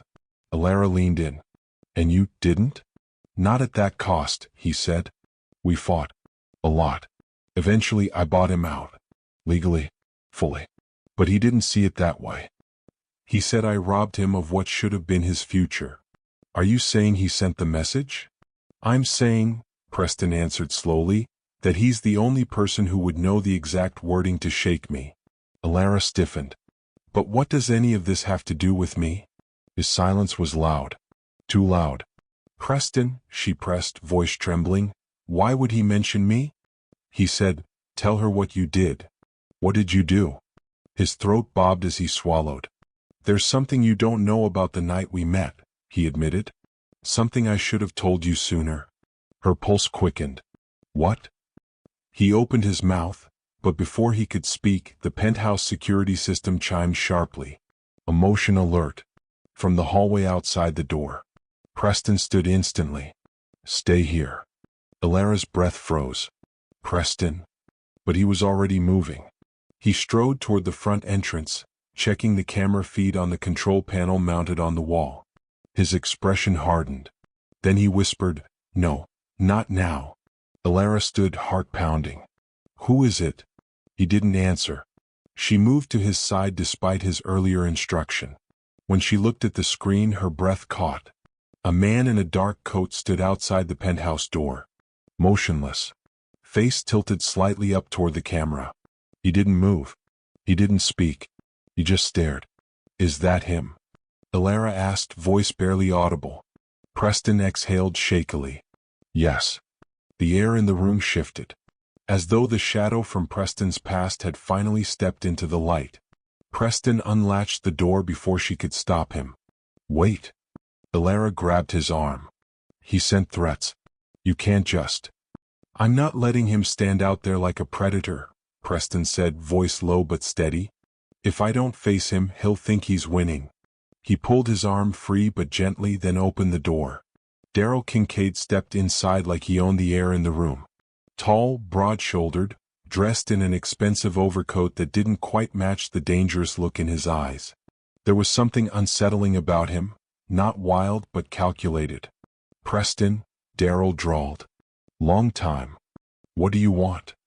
Preston asked, keeping his body slightly angled in front of Illara. Daryl's smile widened. "Just came to deliver a message. Since you're ignoring the ones I send digitally." Illara stepped closer to Preston but didn't hide. Daryl's gaze flicked to her, and lingered too long. "So this is the girl," he said slowly. "The reason you're suddenly sentimental." "Don't talk about her," Preston snapped. Daryl laughed under his breath. "Relax. I didn't come to hurt anyone." He turned his attention fully to Illara, voice smooth but laced with poison. "Did he tell you?" Daryl asked. "About what really happened the night he found you?" Ilara's pulse roared in her ears. Preston moved. "Daryl?" But the man held up a hand. "She deserves the truth," he said. "Especially since you built this little connection on one massive secret." A chill shot through Illara. "What secret?" she whispered. Daryl smiled, slow, triumphant, cruel. "He didn't just stumble on you outside that diner," he said. "He was looking for you." Ilara's breath stopped. Preston's face drained of color. Darryl leaned in slightly, voice dropping. Tell her, Preston. Tell her why you were watching her before the day you met. The room spun, and the ground beneath Ilara's life cracked open once more. For a moment time didn't move. Ilara felt the world tilt under her feet, the polished floor of the penthouse suddenly unstable, as if everything she thought she knew had been balancing on a thin thread that had finally snapped. She stared at Preston, waiting, hoping, for him to deny it. To say Darryl was twisting things, manipulating the situation just to cause chaos. But Preston didn't deny it. He didn't say anything at all. His silence was the most frightening answer she could have imagined. Darryl leaned back casually against the wall, arms crossed, satisfied. See? Nothing to argue about. Your charming billionaire friend has been keeping secrets. Get out, Preston said, voice low, shaking with controlled anger. Darryl smirked. Or what? You'll call security? They work for your company. And your board still has questions about your judgment. Preston took a step forward, placing himself firmly between Darryl and Ilara. I said get out. Darryl pushed off the wall slowly. Fine. But she deserves to know. And if you won't tell her everything, I will. He walked toward the door but paused just before crossing the threshold. Without turning around, he said, She wasn't an accident, Preston. You know that. And now she does too. Then he left. The door clicked shut, and the silence that followed felt louder than Darryl's words. Ilara's heartbeat hammered in her chest. Sweat prickled her palms. She whispered, What does he mean you were looking for me? Preston turned toward her, and the grief in his eyes was sharper than any lie could ever be. Ilara, he ran a hand over his face, struggling for words. I was going to tell you. Just not like this. Tell me what? Her voice cracked. Just say it. He moved closer, but she took a step back. The distance between them, only a few feet, felt like miles. The night I found you, he said carefully, I wasn't just passing by. I knew the area. I knew that diner. And I knew you might be there. Her stomach twisted. You knew I might be there? How? He exhaled slowly. Because someone told me. Ilara blinked, disoriented. Who? He hesitated again, another silence that scraped her nerves raw. A private investigator, he finally said. One I hired months earlier. Her breath caught. She shook her head. Why would you hire someone to find me?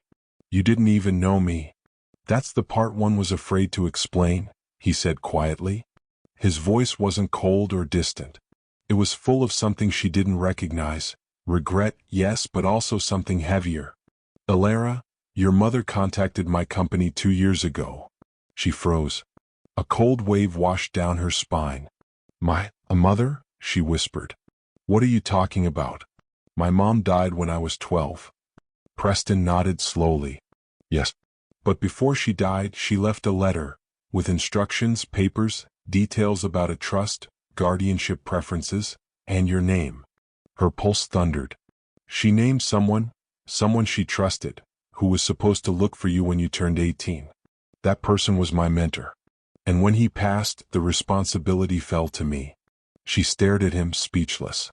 I didn't know if you were okay, he said, or where you were living, or whether you even had support. I kept trying to track you down, but every lead was cold. Until the day the investigators saw you near the diner. Ilara felt the room sway. So you were searching for me, she whispered. Not because of fate or kindness or chance, but because of an assignment? It wasn't like that. That's exactly what it sounds like. He shook his head, stepping toward her. Ilara, I swear, after seeing you that night, after talking to you, helping you, I stopped thinking of it as an obligation. You became a person to me. Not a responsibility. Not a task. Someone I cared about. She wrapped her arms around herself. She felt exposed. Studied. How long? She asked numbly. How long were you following me? I wasn't. He stopped, realizing how that sounded. I wasn't following you daily. I just knew the areas you frequented. The PI tracked locations, stores, shelters, food banks. I only went there when he told me you were seen. Ilara felt her chest tighten painfully. The diner. The alley. The nights she thought she was alone. "So when you found me outside that diner," she said faintly, "you already knew who I was." He closed his eyes. "I knew your name." She felt tears gather, not anger at first, but mourning. Mourning the version of their story she thought was real. Preston reached for her hand gently. "I didn't lie about who I am, or why I wanted to help you. I only held back one detail, that someone trusted me to make sure you weren't alone when you grew up." She pulled her hand away. "A detail?" Her voice cracked. "That detail is the reason we met." Preston looked shattered. "Maybe that's how it started," he said, voice barely above a whisper. "But that's not why I stayed, or why I care, or why I would do anything, to keep you safe." Illara stepped back again, shaking her head, fighting back tears. "You should have told me." "I know. I was afraid you'd run." She looked away, voice breaking. "Well, maybe you should have trusted me with the truth." He froze. That sentence cut deeper than anything Daryl could have said. Illara moved toward the wall of windows, staring down at the city lights blurring beneath her. She needed air but couldn't move her feet. "Why didn't you tell me sooner?" she whispered. Preston approached slowly, careful not to crowd her. "Because once I told you, it would change things. And I didn't want to lose what we'd built." She swallowed hard. "You thought I'd leave? I thought you'd think I only cared out of obligation." Her voice trembled with hurt. "And how do I know that's not true? How do I know this isn't just guilt? Or some promise you felt forced to keep?" His voice was raw. "Because I don't keep promises out of guilt. I keep them out of loyalty. And I don't bring just anyone into my life the way I brought you in." The sincerity in his eyes made her chest ache. But hurt didn't disappear with sincerity. She wrapped her arms around herself again. "I need time." Preston breathed out slowly, like a man accepting a blow he knew he deserved. "I'll give you all the time you need." The room fell silent. Only the hum of the city below filled the space. But then, a soft vibration broke the quiet. Preston's phone. Again. He looked at the screen and went pale. Ilara's stomach dropped. "Another message?" He nodded slowly, then turned the phone so she could see. A photo, taken from outside a building. Zoomed in, focused on a single window. Her window, at the shelter she used to sleep in. A message below it. "This isn't about the past anymore. It's about what comes next." Ilara's blood ran cold. And Preston whispered, "He's getting closer." Ilara's hands shook as she stared at the message glowing on Preston's phone screen. Her old shelter window, captured from the outside at night, felt like a punch to the chest. It wasn't just a threat. It was proof. Proof that Daryl wasn't bluffing. Proof that he knew her past as intimately as Preston did. And worse, proof he was watching her long before tonight. Preston stepped in front of her, instinctively shielding her from the phone as if the image itself could hurt her. "Illara, look at me." She couldn't. Not yet. Her pulse roared in her ears, drowning out everything except the memory of that shelter. The drafty windows. The metal bunk bed. The thin blankets. The nights she lay awake, terrified someone outside would break in. And now someone had returned to that fear like it was a game. She pressed a shaking hand to her forehead. Why would he go there? Why that place? Preston took a slow breath. Because he wants to remind you that he can reach any part of your life. Past or present. Her voice broke. He wants me scared. Yes, Preston said softly. But you're not alone anymore. And you're not the same girl who slept in those bunks.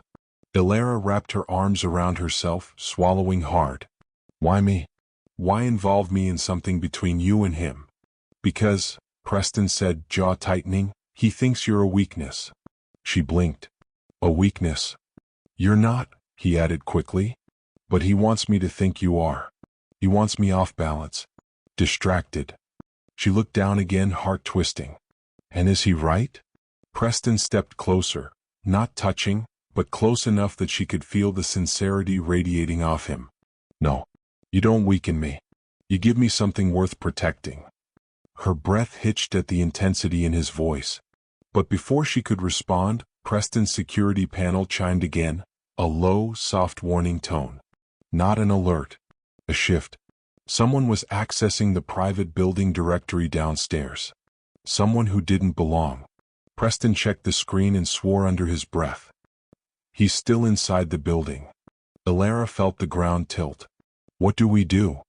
He turned to her, all hesitation gone now, replaced by a controlled, lethal focus. We leave. Now. Preston moved fast, crossing the penthouse in long, determined strides. He grabbed his keys, a small laptop case, and a sleek black bag she'd never seen him carry before. Put on your shoes, Elara, he said, voice calm but urgent. We're not risking being cornered up here. Her body moved on instinct, slipping into her sneakers while her mind raced. Where are we going? Somewhere he can't follow, Preston said. Somewhere only I have access to. She hesitated. Is it safe? Safer than staying here, he answered, double-checking the door locks. Elara grabbed her coat, her hands fumbling with the zipper. Her entire body trembled, but she forced herself to keep up. Fear was loud, but moving was louder. As Preston guided her toward the stairwell instead of the elevator, she froze. Why not the elevator? Because if he's watching the building systems, he'll know where we're going. Stairwell cameras feed to a different internal network. He can't access them. Elara swallowed. You really thought of everything. Not everything, Preston muttered. But enough. They moved quickly but quietly, descending floor after floor. The stairwell echoed with their footsteps, each creak of the metal railing sending a burst of adrenaline through Elara. Halfway down she whispered, Preston, what if he's waiting? He didn't break stride. Then he made a mistake. His voice held a steel she hadn't heard before. When they reached the basement level, Preston held out a hand. Stay behind me. Elara obeyed. Because for all her confusion and hurt, one truth remained. She trusted him to keep her alive. The garage was dim, lit by spaced-out overhead lights that left wide pools of shadow. Preston scanned the area, eyes sharp, posture tense. He clicked the remote for his car. The headlights flashed. The black SUV waited near the far wall, close to a private exit. Elara hurried with him, her breath fogging slightly in the cool underground air. But halfway to the car, Preston stopped. Not suddenly. Not dramatically. Just stopped. Elara. His voice dropped to a whisper.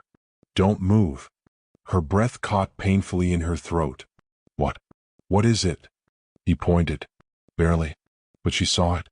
A glint of something metallic under the passenger side door. Small. Black. Attached with a magnet. A tracker. Elara's breath stuttered. He tagged your car. Yes, Preston said slowly. Which means he thinks we'll use it. So what do we do? Preston looked around, searching for a solution. His mind moved fast, calculating, discarding options, settling on one. There's another vehicle we can take, he said. One he doesn't know about. He guided her toward a maintenance door at the back of the garage. She didn't know what was behind it, but she trusted his urgency. Where does this lead? She asked. Service vehicles. No external trackers. No digital profiles. As Preston unlocked the door with a hidden keycard, Elara whispered, How long has he been following you? Preston didn't look at her. Too long. The service corridor was narrow and quiet, lined with pipes and gray concrete.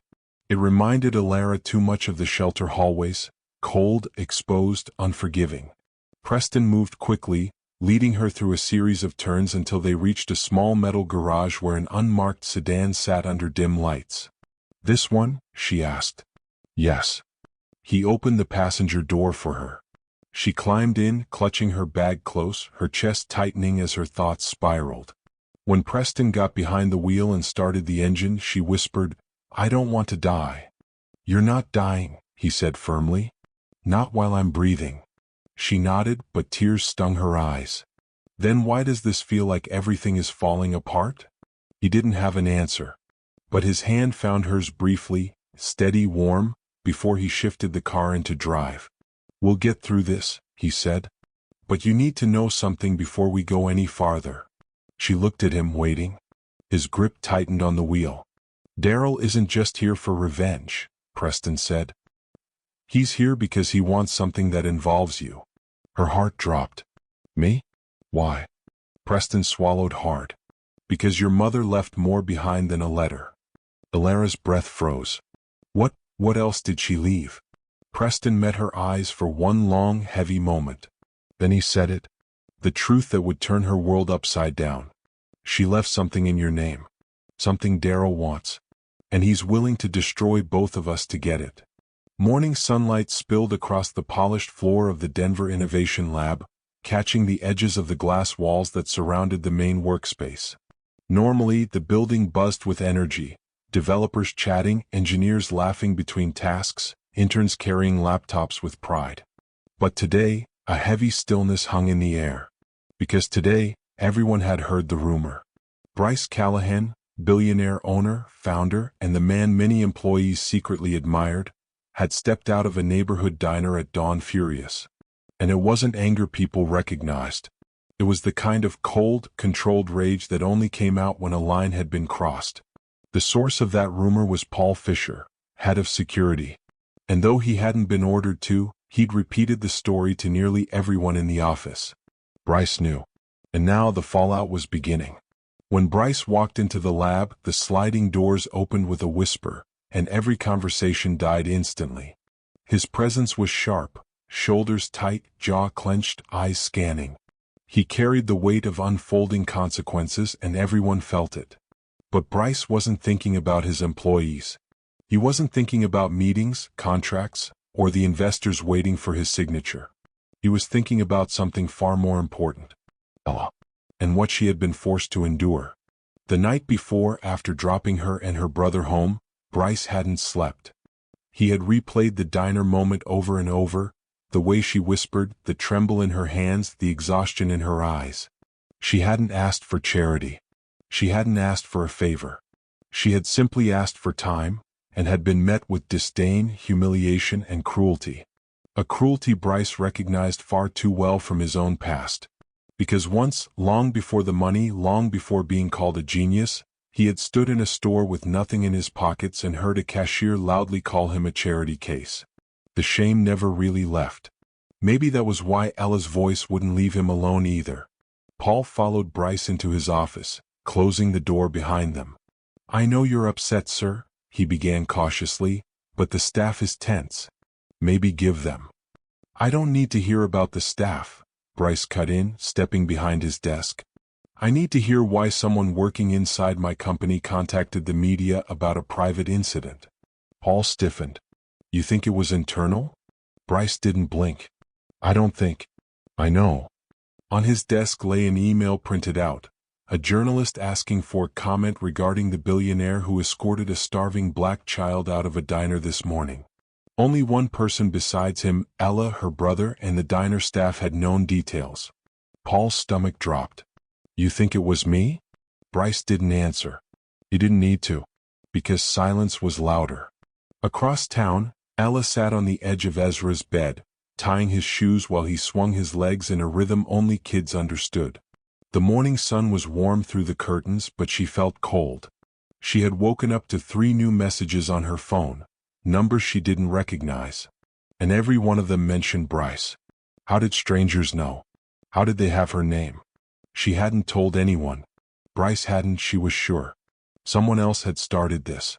And Ella, who already lived in fear of being noticed for the wrong reasons, now felt exposed. The world was suddenly paying attention to her worst moment. She brushed Ezra's hair back and forced a smile. "Ready for school, champ?" He nodded enthusiastically. "Do you think we'll see the nice man again?" The question hit her harder than she expected. I don't know," she whispered. But her heart quietly hoped the answer might be yes. Back in the office, Bryce rubbed his temples. "Paul, you're the only person I told directly. If this story spreads, the girl will be overwhelmed, and she doesn't need more problems." Paul hesitated. "Sir, there's something you should know." Bryce's eyes snapped up. Paul swallowed. "One of the interns saw you leaving the diner with them. She overheard us talking in the hallway.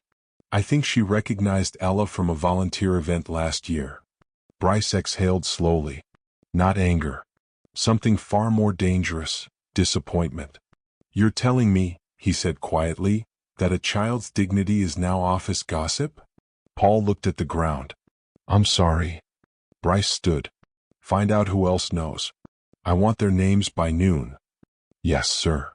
As Paul left, Bryce looked out the window toward the city.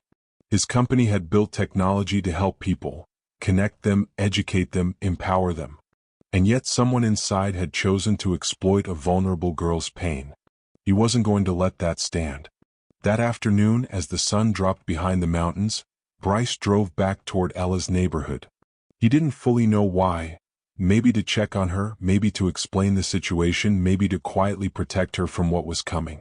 But when he turned down her street, he saw something that froze him. 2 reporters were already there, standing across the road, pointing cameras, waiting.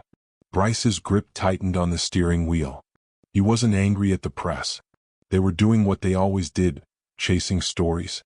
He was angry because someone had made Ella the story. And there she was, stepping out onto the porch, confusion on her face, Ezra clinging to her arm as 2 strangers shouted questions. "Miss, is it true the billionaire is sponsoring you? How long have you known him? Did you ask him for money? Are you seeking help?" Bryce was out of the car before he even realized it, crossing the street in long strides, his voice slicing through the noise. "Enough." The reporters startled when they recognized him. Ella's eyes widened. "You came back." "I shouldn't have had to," he replied, stepping between her and the cameras. His tone dropped, low and steady. "This young woman and her brother are off limits. Leave." "But Mr. Callahan?" He didn't raise his voice. He didn't need to. Now. The reporters hesitated, exchanged looks, then backed away, grumbling but retreating to their car. Ella exhaled shakily. "Why are they here? I don't understand." Bryce turned to her gently.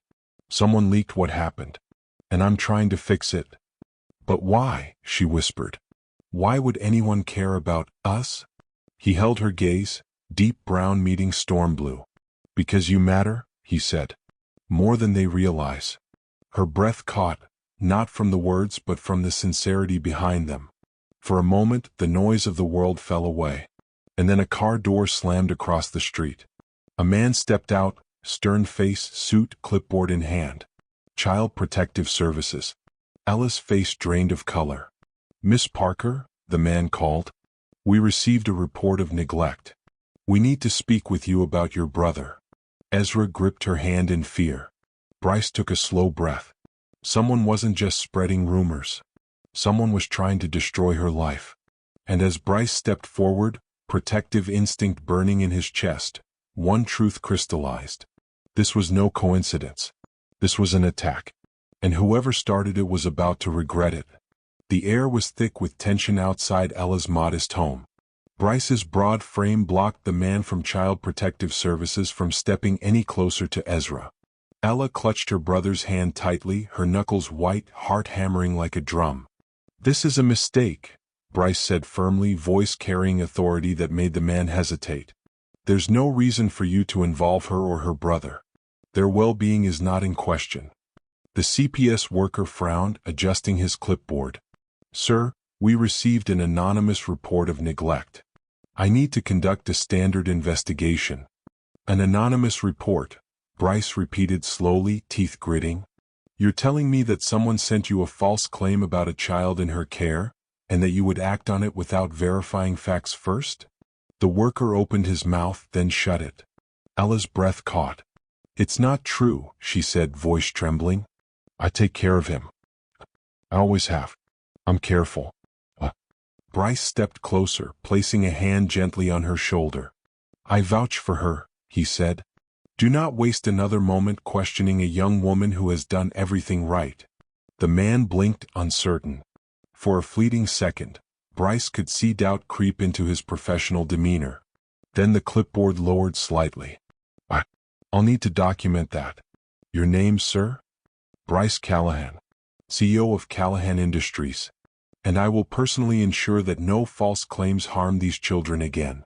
The tension hadn't fully lifted when a neighbor, a middle-aged woman with a kind smile and wide eyes, stepped onto the porch. "I saw everything," she said. That worker doesn't know what he's talking about. Ella has been looking after that boy for years. Ella blinked.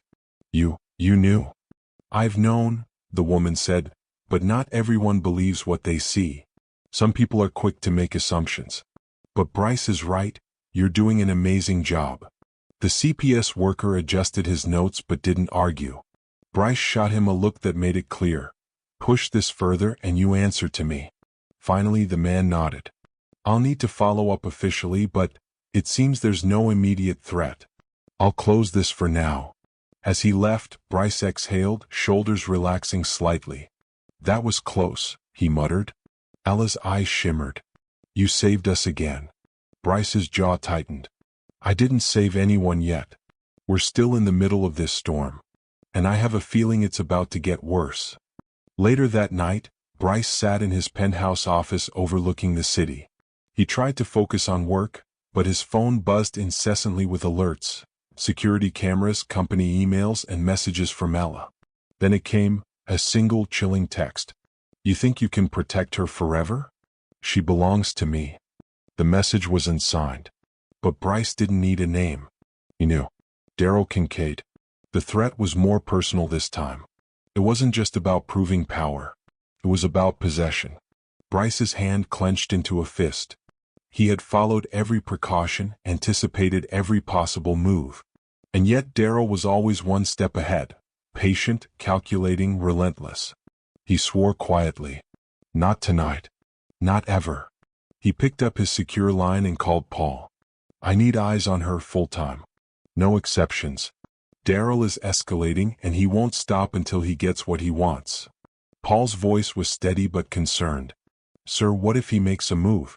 She's not in your protective custody 24/7. She's still living in her own apartment. Bryce's eyes narrowed. Then we move her. And anyone who stands in our way gets out of it. The following morning, Bryce arrived at Ella's apartment early, before she and Ezra could leave for school. He drove a sleek black SUV, tinted windows, and a quiet hum of authority. Ella opened the door, bleary-eyed and confused. Bryce, she whispered. Pack a bag. Take what you need.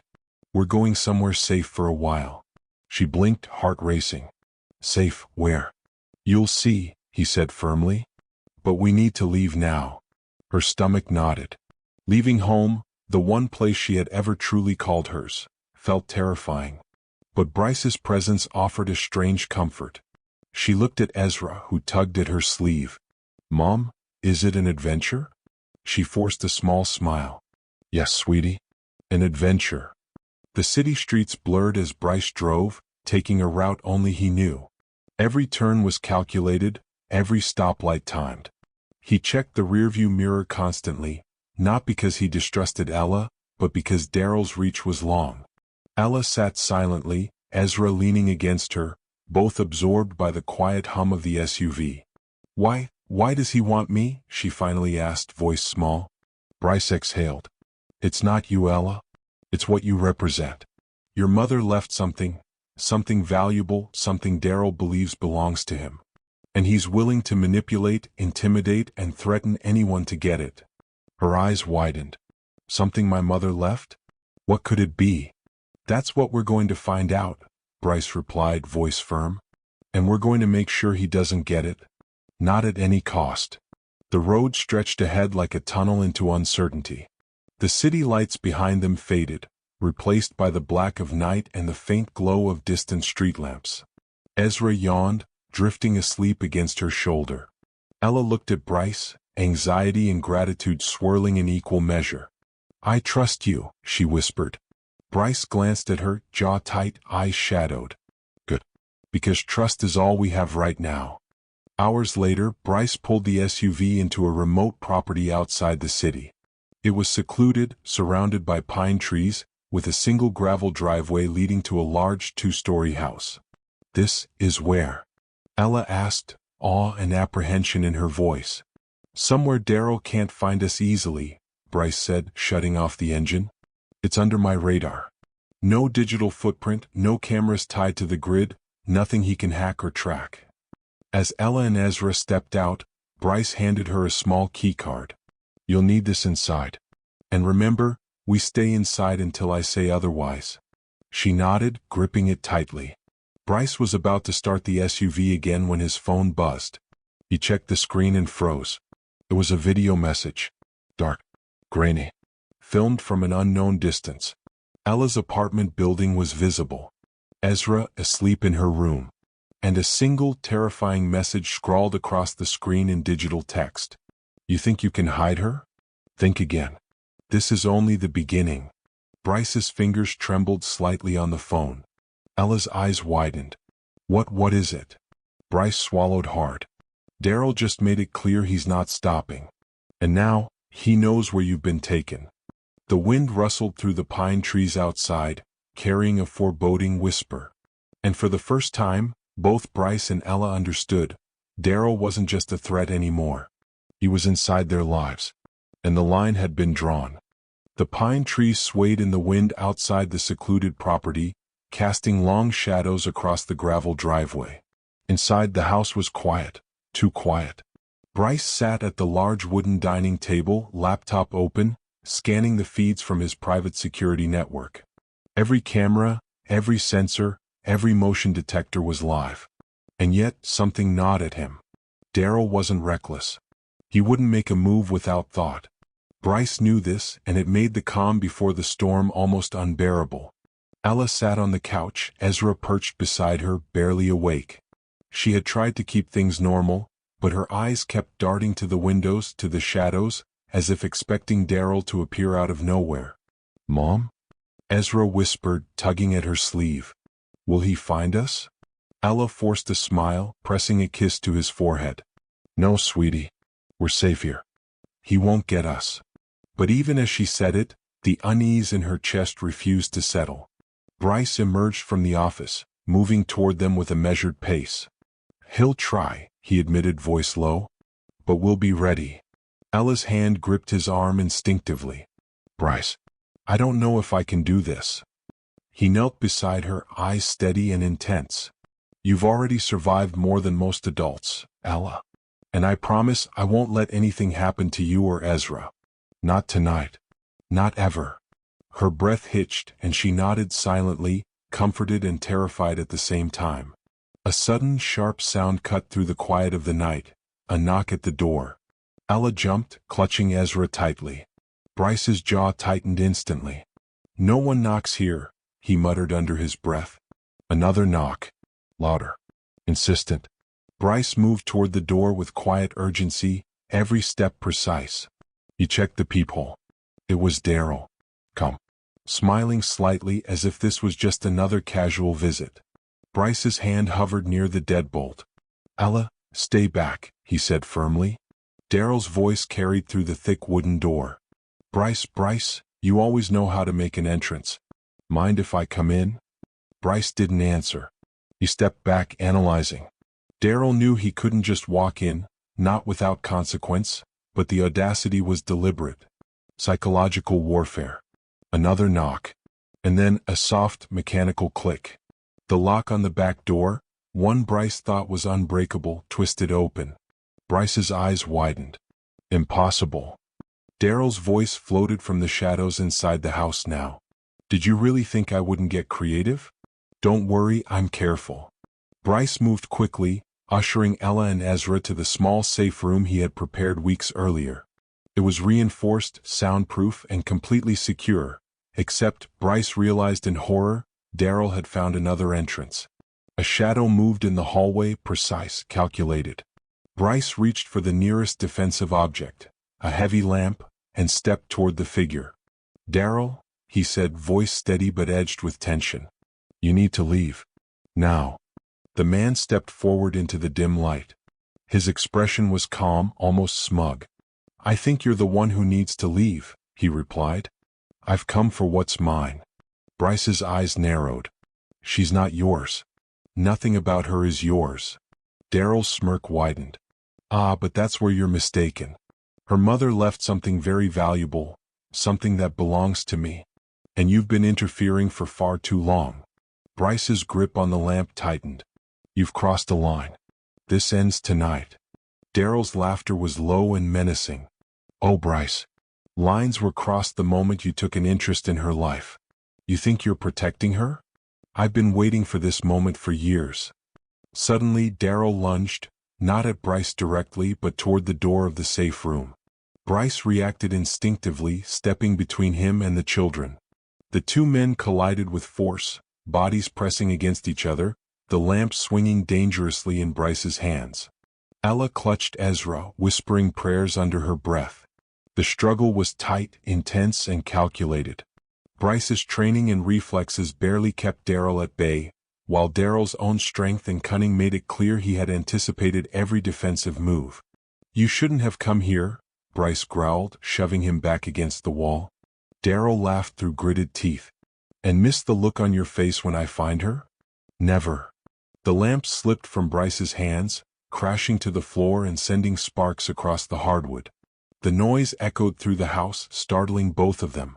Ella screamed, clutching Ezra, as Bryce pushed Daryl toward the staircase. "Get out," he shouted. Daryl feigned retreat, then twisted, knocking Bryce off balance. He was moving with precision, relentless, like a predator stalking prey. Suddenly, the power in the house went out. Complete darkness. Only the faint light from the moon through the windows illuminated Daryl's silhouette. Bryce's heart pounded in the silence. "Nice house," Daryl said mockingly, voice echoing in the dark hallway. "But you forgot one thing, no place is truly secure from me." Bryce felt along the wall, trying to locate his flashlight. The sound of Daryl's steps was soft, but deliberate. Every move was calculated to intimidate. Then Bryce froze. A second shadow appeared, behind Daryl. Ella gasped softly, clutching Ezra. Bryce squinted. The figure wasn't Daryl. It was another man. A man Bryce hadn't anticipated. Tall, broad-shouldered, with eyes cold and unreadable. Daryl noticed him too, pausing mid-step. "Ah," he said slowly. "You finally arrived." Bryce's mind raced. Who was this? Ally? Assassin? Someone working for Daryl? The man stepped forward, voice calm, measured. "I've been following orders," he said. "But it seems things are complicated now." Bryce instinctively stepped in front of Ella and Ezra. "Who are you?" The man's eyes met Bryce's. "Let's just say, someone who has a vested interest in the outcome of tonight." Daryl's eyes narrowed. "You? I wasn't expecting that." The tension in the room reached a breaking point. Bryce could feel it. The first time he realized Daryl might not be the only threat tonight. And in the darkness, as the wind rattled the windows and the shadows danced across the walls, Bryce understood one terrifying truth. This was no longer just about protecting Ella. This was a war. The darkness of the house seemed heavier now, each creak of the floorboards echoing like a drum in Bryce's chest. He held Ella tightly behind him, one arm around Ezra, his senses sharp and alert. The new figure, tall, broad, silent, stood between him and Daryl, unmoving. Bryce's eyes studied him carefully, searching for clues. "Who are you?" Bryce asked again, keeping his voice steady despite the fear curling in his stomach. The man tilted his head slightly, his expression unreadable. "Call me Simon. That's all you need to know for now." Daryl laughed softly, the sound sharp and cutting. "Simon," he said, emphasizing the name like it was a joke. "I should have known someone like you would show up eventually." "How convenient." Bryce's jaw tightened. "What do you mean, convenient? Are you working with him?" Simon shook his head slowly. "Not exactly. Let's just say our interests align, for now." Bryce frowned. "So you're not helping me?" "I'm helping her," Simon corrected, glancing briefly at Ella. "You're the bonus." Daryl's smirk didn't fade. "Ah, I see. Another protector like you, Bryce. But this one isn't as naive. You'll see." Simon took a step forward, deliberately blocking Daryl's path. "You won't get past me." Daryl's eyes narrowed. "And if I want to?" Simon's voice was calm, almost eerily so. "You won't want to find out." Bryce didn't like the tension in Simon's words. There was a quiet danger, a sense that this man didn't bluff. He also felt a surge of relief. If anyone could stall Daryl long enough for Ella and Ezra to get out, it was Simon. Bryce leaned down to Ella. "Stay close." Don't make a sound. She nodded, clutching her brother. Ezra, sensing the tension, held her hand tightly. Simon gestured toward the back of the house. There's a service tunnel, he said. It connects to the maintenance yard. Cars exits all the way to the main road. But it's tight. You'll need to move fast. Bryce's mind raced. How do we know Daryl won't follow us? Simon's eyes glinted in the faint moonlight. He's cautious but impatient. If we move quickly, we can stay ahead. Timing is everything. Daryl's laughter cut through the tension again. You think you can just run? This house, this property, my surveillance is better than you know. You can't hide. Bryce clenched his fists. He wasn't about to argue. He simply nodded to Simon. Lead the way, he said. The service tunnel was cold and narrow, the walls damp with condensation. Bryce held Ella's hand tightly, keeping Ezra close to his side. Simon led the way, moving with quiet confidence. Every step was deliberate, calculated. Stay close, Simon murmured. And don't speak unless I tell you to. Bryce nodded, heart pounding. He could hear Daryl somewhere behind them, though the faint sound of his movements was barely perceptible over the echoing tunnel. Why are you helping us? Bryce asked quietly, glancing over his shoulder. Simon didn't answer immediately. Instead, he glanced at Ella. Let's just say, she has something I need to protect. And if I can stop him from taking it, I will. Bryce frowned, uncertainty twisting his gut. Protect? From Daryl? Or from something else? Simon didn't answer. As they neared the end of the tunnel, Bryce noticed movement in the shadows. Sensors? Cameras? Something triggered a faint red light on the walls. Simon stopped abruptly. Careful, he whispered. There's a motion detector here. One step wrong and we trigger it. Bryce's stomach nodded. He glanced at Daryl's direction, then back at the tunnel. Time was running out. Ella whispered, Mom, I'm scared. Bryce kneeled briefly to look her in the eyes. I know, baby. But we're together. We'll get through this. Ezra squeezed her hand, unaware of the danger but sensing the tension. Simon's hand moved like a shadow over the detector. Bryce watched, amazed. In seconds, Simon disabled it with a small device that emitted a soft beep. The red light turned off. Go, Simon said. They moved quickly, Bryce carrying Ezra, Ella gripping his hand as they made their way through the dim tunnel. Just as they reached the exit, a sudden figure blocked the path, a masked intruder, swift and silent. Bryce reacted instinctively, shoving Ella and Ezra behind him, meeting the attacker head-on. Simon stepped forward, moving with deadly precision. In less than a minute, the intruder was disarmed and pinned against the wall. Daryl's voice came from above, echoing through the tunnel. You think you've won? You're only delaying the inevitable. Bryce swallowed hard. We're not done yet. The tunnel opened into a maintenance yard. Cars and trucks sat parked under dim lights. Simon led them to a black SUV parked discreetly behind a row of service vehicles. Drive, Simon instructed Bryce. Get them out of here before he figures out the next move. Bryce turned the key, the engine roaring to life. Ella held Ezra tightly, eyes wide with fear. Bryce's hands were steady, but his mind was racing. Daryl was still out there and he knew their route. As Bryce maneuvered the SUV out of the yard, a bright spotlight illuminated the path ahead. Daryl, standing at the end of the street, arms crossed, waiting. His face was calm, almost mocking. Bryce slammed on the brakes. Ella gasped, Ezra hiding behind her. Simon's voice crackled through a small earpiece. Brace yourself. He's going to try something drastic. I can't intervene from here. Bryce swallowed. Drastic how? Simon didn't answer. Daryl's smirk widened as he raised a remote in his hand. A metallic hum filled the air. Bryce's eyes widened. What is that? Daryl's voice carried over the night. Consider it a welcome gift. You should have known the game was bigger than you imagined. A bright light flickered from the device. Bryce realized, too late, that the road ahead wasn't just blocked. It was electrified. Or worse, booby-trapped. Ella screamed. Bryce slammed the brakes again, heart hammering. Daryl laughed. Game on, Bryce. The SUV skidded to a stop. Bryce's mind raced. Escape was no longer simple. And in that instant, Bryce realized something terrifying. Daryl wasn't just a man obsessed with control. He was a strategist who thrived on pushing people to their absolute limits.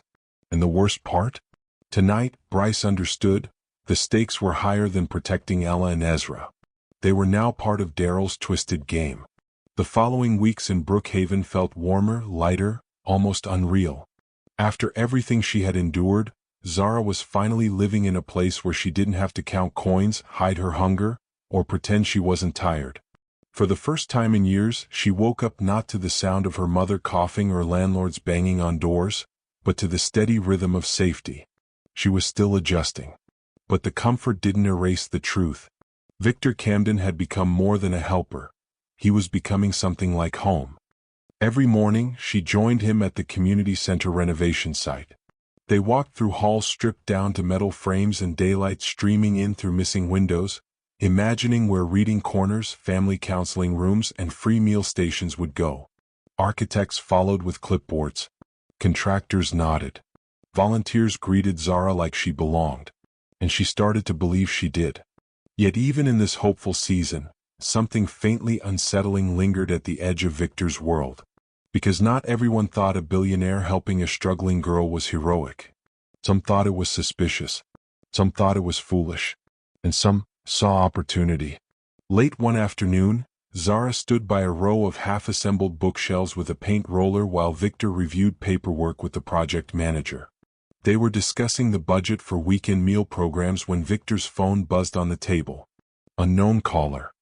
He wouldn't have noticed, but Zara accidentally caught sight of the screen as she walked by with a paint tray. The phone vibrated again. Another call. Same number. Zara paused. Something about the frequency of it, the urgency, made her uneasy. She tapped his arm. Your phone keeps lighting up. Victor glanced down, saw the caller ID, and a shadow crossed his face.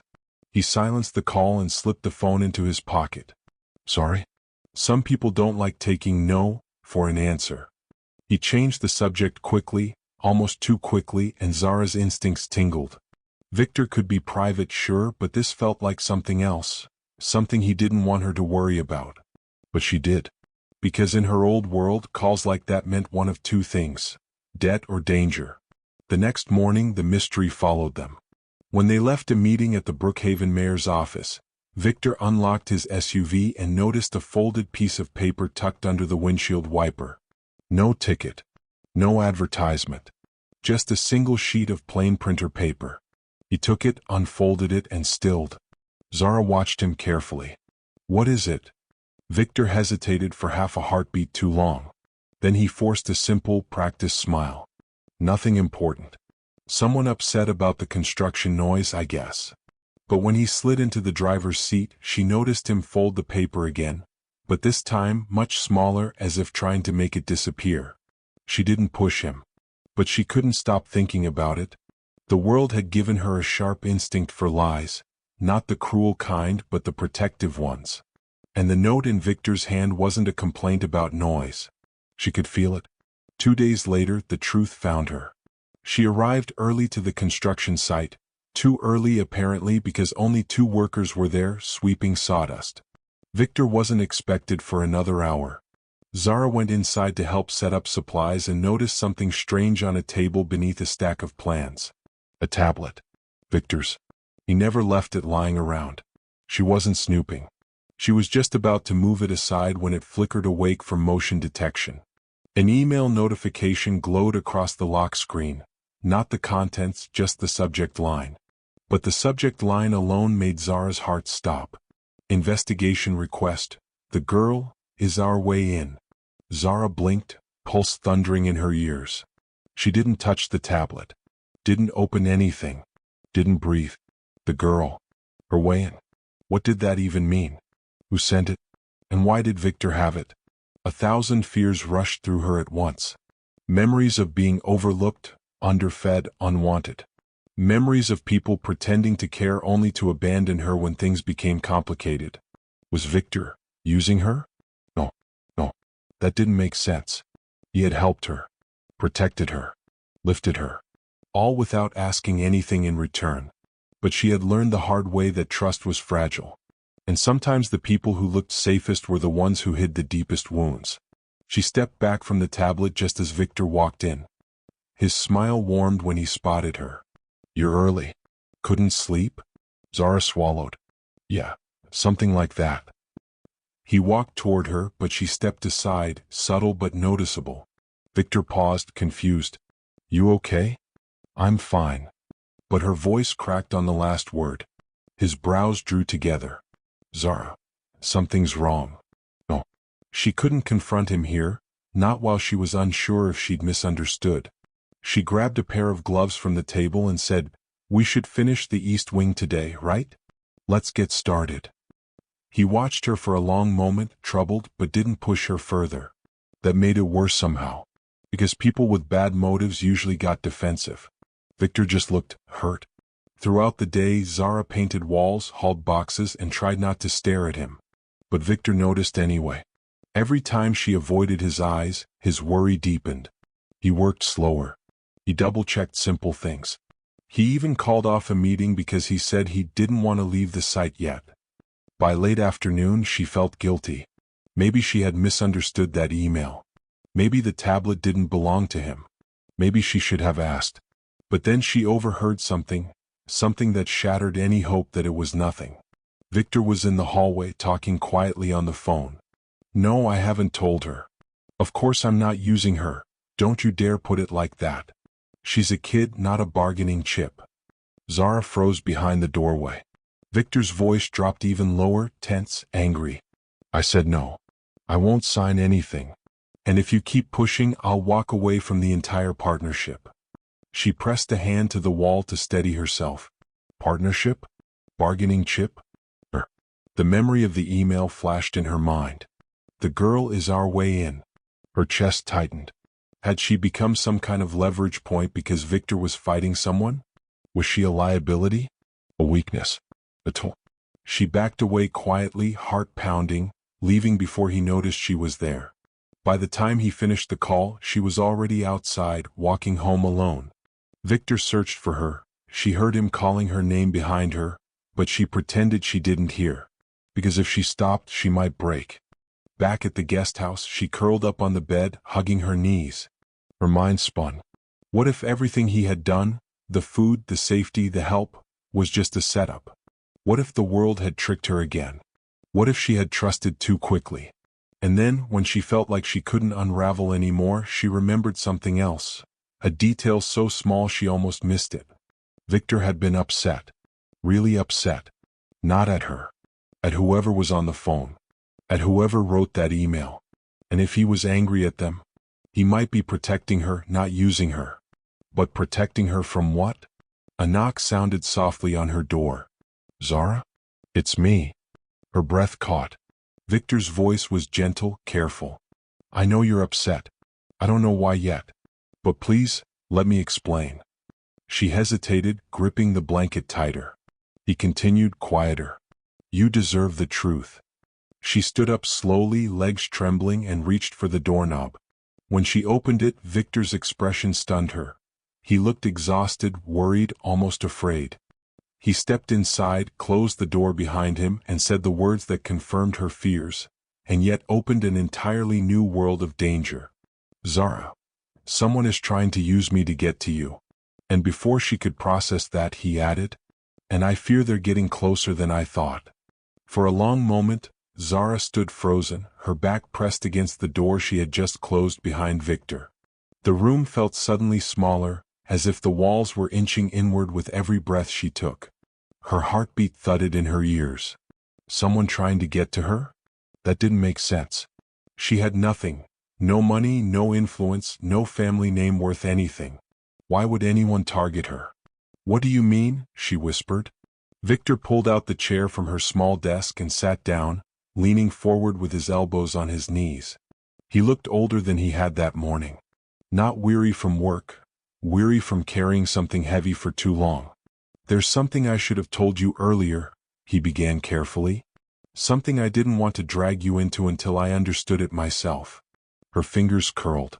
"Just say it." He nodded. Do you remember when the renovation announcement went viral? When the news outlets started calling you the Brookhaven Angel? She frowned. Yes, but that was weeks ago. It attracted attention, he said softly. Not just from the people who loved your story. Not just from donors or volunteers. But from individuals who saw an opportunity. Zara felt a cold chill slide down her spine. What kind of opportunity? The dangerous kind. He ran a hand over his face, choosing his next words with precision. Before I bought Camden Foods, I had a business partner. Someone I once trusted.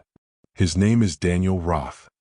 Zara had never heard the name before, but the tension in Victor's voice told her everything she needed to know. He wasn't just greedy, Victor continued. He was ruthless.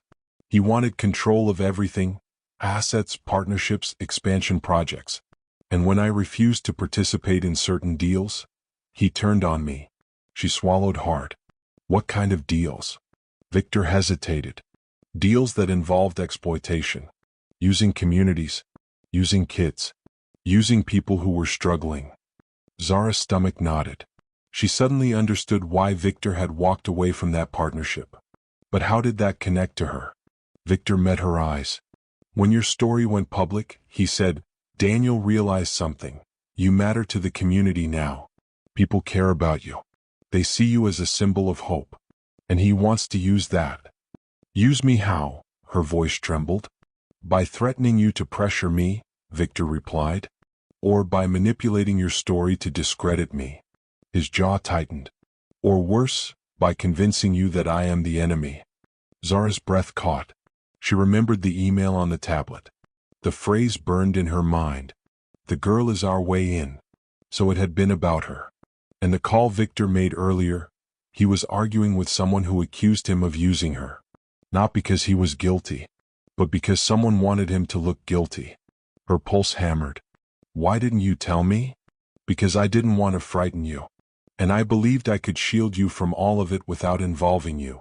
He exhaled. But today, I saw the way you looked at me. Like you weren't sure if you could trust me. Her face warmed. Shame, confusion, and fear swirled together. She looked down at her hands. I saw the email on your tablet, she admitted quietly. The one that said I was their way in. He closed his eyes with a pained expression. I should have locked that file. Zara, that email wasn't from anyone who works with me. It was intercepted from Daniel's team. I was preparing documentation to hand over to my attorney. Her chest tightened.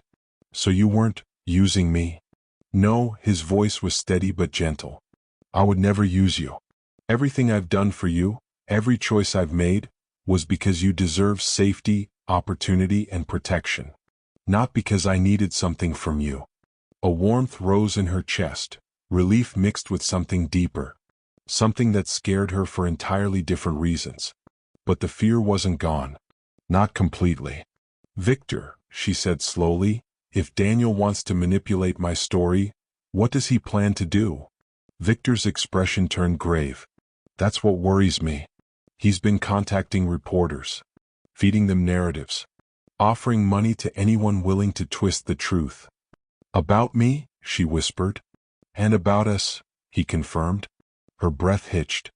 There is no us, she said quickly, more to convince herself than him. But he shook his head. Zara, no matter how we define it, we are connected. People can see it. And Daniel wants to exploit it. She stood there frozen, absorbing his words. The weight of them pressed harder with each passing second. I don't want to drag you down with my problems, Victor added. But I also won't let you walk through this alone. That last line. Something inside her cracked open. All her life she had been the one shielding others. Her mother. Her little cousins. Kids she babysat so their parents could work double shifts. She had carried burdens meant for adults because no one else was there to carry them. Now someone was offering to carry something for her. She didn't know how to accept that. Didn't know how to trust it.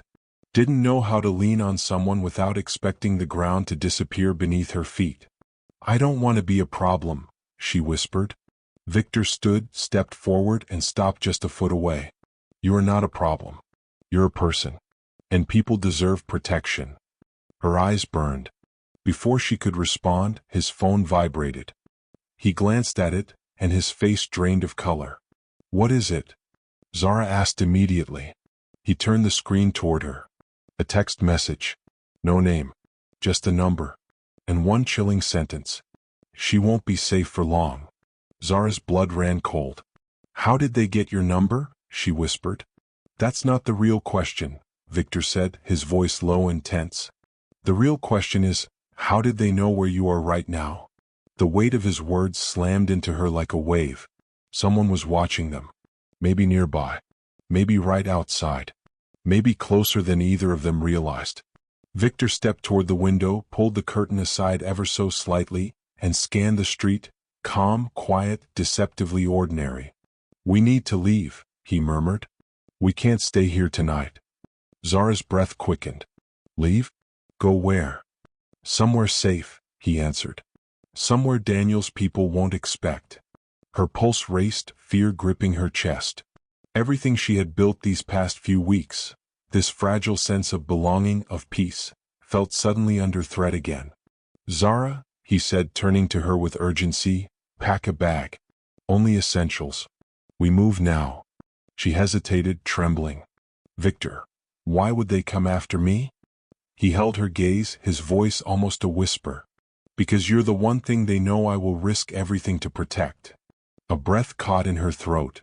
But before she could reply, before she could gather her thoughts, before she could decide whether fear or trust was louder, a sharp, sudden knock echoed through the quiet room. 3 slow taps. Not aggressive, not gentle, deliberate. Victor's eyes widened. Zara's heart stopped. Neither of them moved.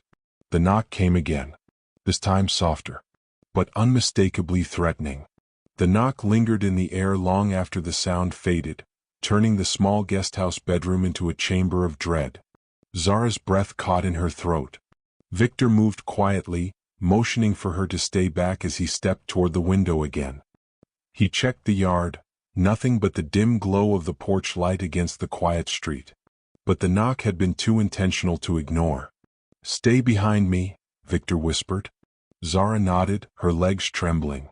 The knock didn't come again, but that somehow made it worse, like whoever was outside wanted their imagination to do the damage.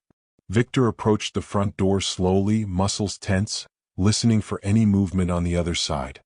Zara stayed several steps behind, clutching her phone despite her shaking hands. She didn't know whether to pray, run, or scream. Victor reached for the doorknob but didn't turn it. Instead, he whispered, "If I say back, you run to the bedroom and lock yourself inside. Don't come out until I get you." Zara swallowed hard. "Okay." He exhaled, bracing himself, then opened the door with sharp precision. The porch was empty. No car. No shadow. No person walking away. Nothing. Just a white envelope lying on the welcome mat. Victor crouched and picked it up carefully, scanning the silent street before closing the door again. Zara stepped closer, heart pounding so violently she felt it in her ears. "What is it?" she whispered. The envelope was unmarked. No name, no address, no seal. Victor opened it. One single piece of paper slid out. 3 words were typed in bold black ink. "This is your warning." Zara clamped a hand over her mouth, a small gasp escaping her. Victor's jaw tightened. "That's it. We're leaving." The night stretched like a blurred ribbon as they packed essentials. Within minutes, Victor had his keys, wallet, and a suitcase he always kept stored for emergencies. Zara packed only what she absolutely needed: some clothes, her comb, a few memories tucked into a small pouch. Victor guided her out through the back exit instead of the front. "If they're watching, it won't be from the alley." They slipped into the SUV, its doors shutting with a heavy thud that sounded too loud in the quiet neighborhood. "Where are we going?" Zara whispered. "A safe house," Victor replied. "One my lawyer keeps for clients in danger. No one knows about it except him. Not even my company's board." Zara nodded, trusting him because she had nothing else to trust. As they drove down the dimly lit streets of Brookhaven, she hugged her knees to her chest, staring out the window at the passing houses. Each porch light flickering by reminded her of all the nights she'd looked at homes like these thinking, someday, I want to belong somewhere. Tonight, she felt the threat of losing that dream before it even started. Halfway across town, Victor finally broke the silence. I know you're scared, he said, but I promise you this ends tonight. She looked at him, his eyes focused, jaw firm, hands steady on the wheel. He looked like a man who had decided he would burn down obstacles before letting them reach her. I don't want you to get hurt because of me, she whispered. He shook his head. Zara, none of this is your fault. Daniel is coming after you because he thinks you matter to me. And he's right. Her chest tightened. Victor didn't elaborate, didn't soften the statement with a smile or sugar-coated explanation. He said it simply, truthfully. She didn't know how to respond. So she didn't. They reached a gated industrial area at the edge of town. Victor keyed in a code at an unmarked entrance and the gate slid open. Inside, the lot was dark, quiet, lined with storage units and an abandoned office building. This way, Victor said as he parked near a structure that looked unused. They entered through a side door. The interior was plain but safe, a small living area, a kitchenette, and one bedroom. You take the room, he told her. I'll stay out here. We won't be here long. Zara set down her bag. Her nerves were frayed, but the silence of the space offered some relief. For a moment. Because then Victor's phone buzzed again. He pulled it out, expecting another threat. But instead, his eyes widened. It's my attorney, he murmured. He says. Suddenly the lights flickered. Once. Twice. Then the entire building plunged into darkness. Zara froze. Victor, she whispered. A faint clicking noise sounded near the back entrance. Footsteps. Slow. Deliberate. Victor moved instantly, grabbing her arm and pulling her behind a metal support beam. Don't move, he whispered. The footsteps grew closer. Zara's lungs burned from holding her breath. Then a cold voice echoed through the dark hallway. Victor Camden. Running won't change anything. Zara's body turned to ice. Daniel Roth. The man Victor had tried to avoid. The man who wanted to use her. The man who now knew exactly where they were. Victor stepped forward from behind the beam, shielding Zara with his body. Leave her out of this, Victor said, his voice low, vibrating with anger. Daniel chuckled. She's a convenient tool, Victor. A symbol. A sob story the media devours. You made her valuable. She's a child. Victor snapped. No, Daniel said coldly. She's leverage. Zara felt tears sting her eyes, not because of fear alone, but because she was tired of being treated like something to manipulate. Victor stepped closer. You're not touching her.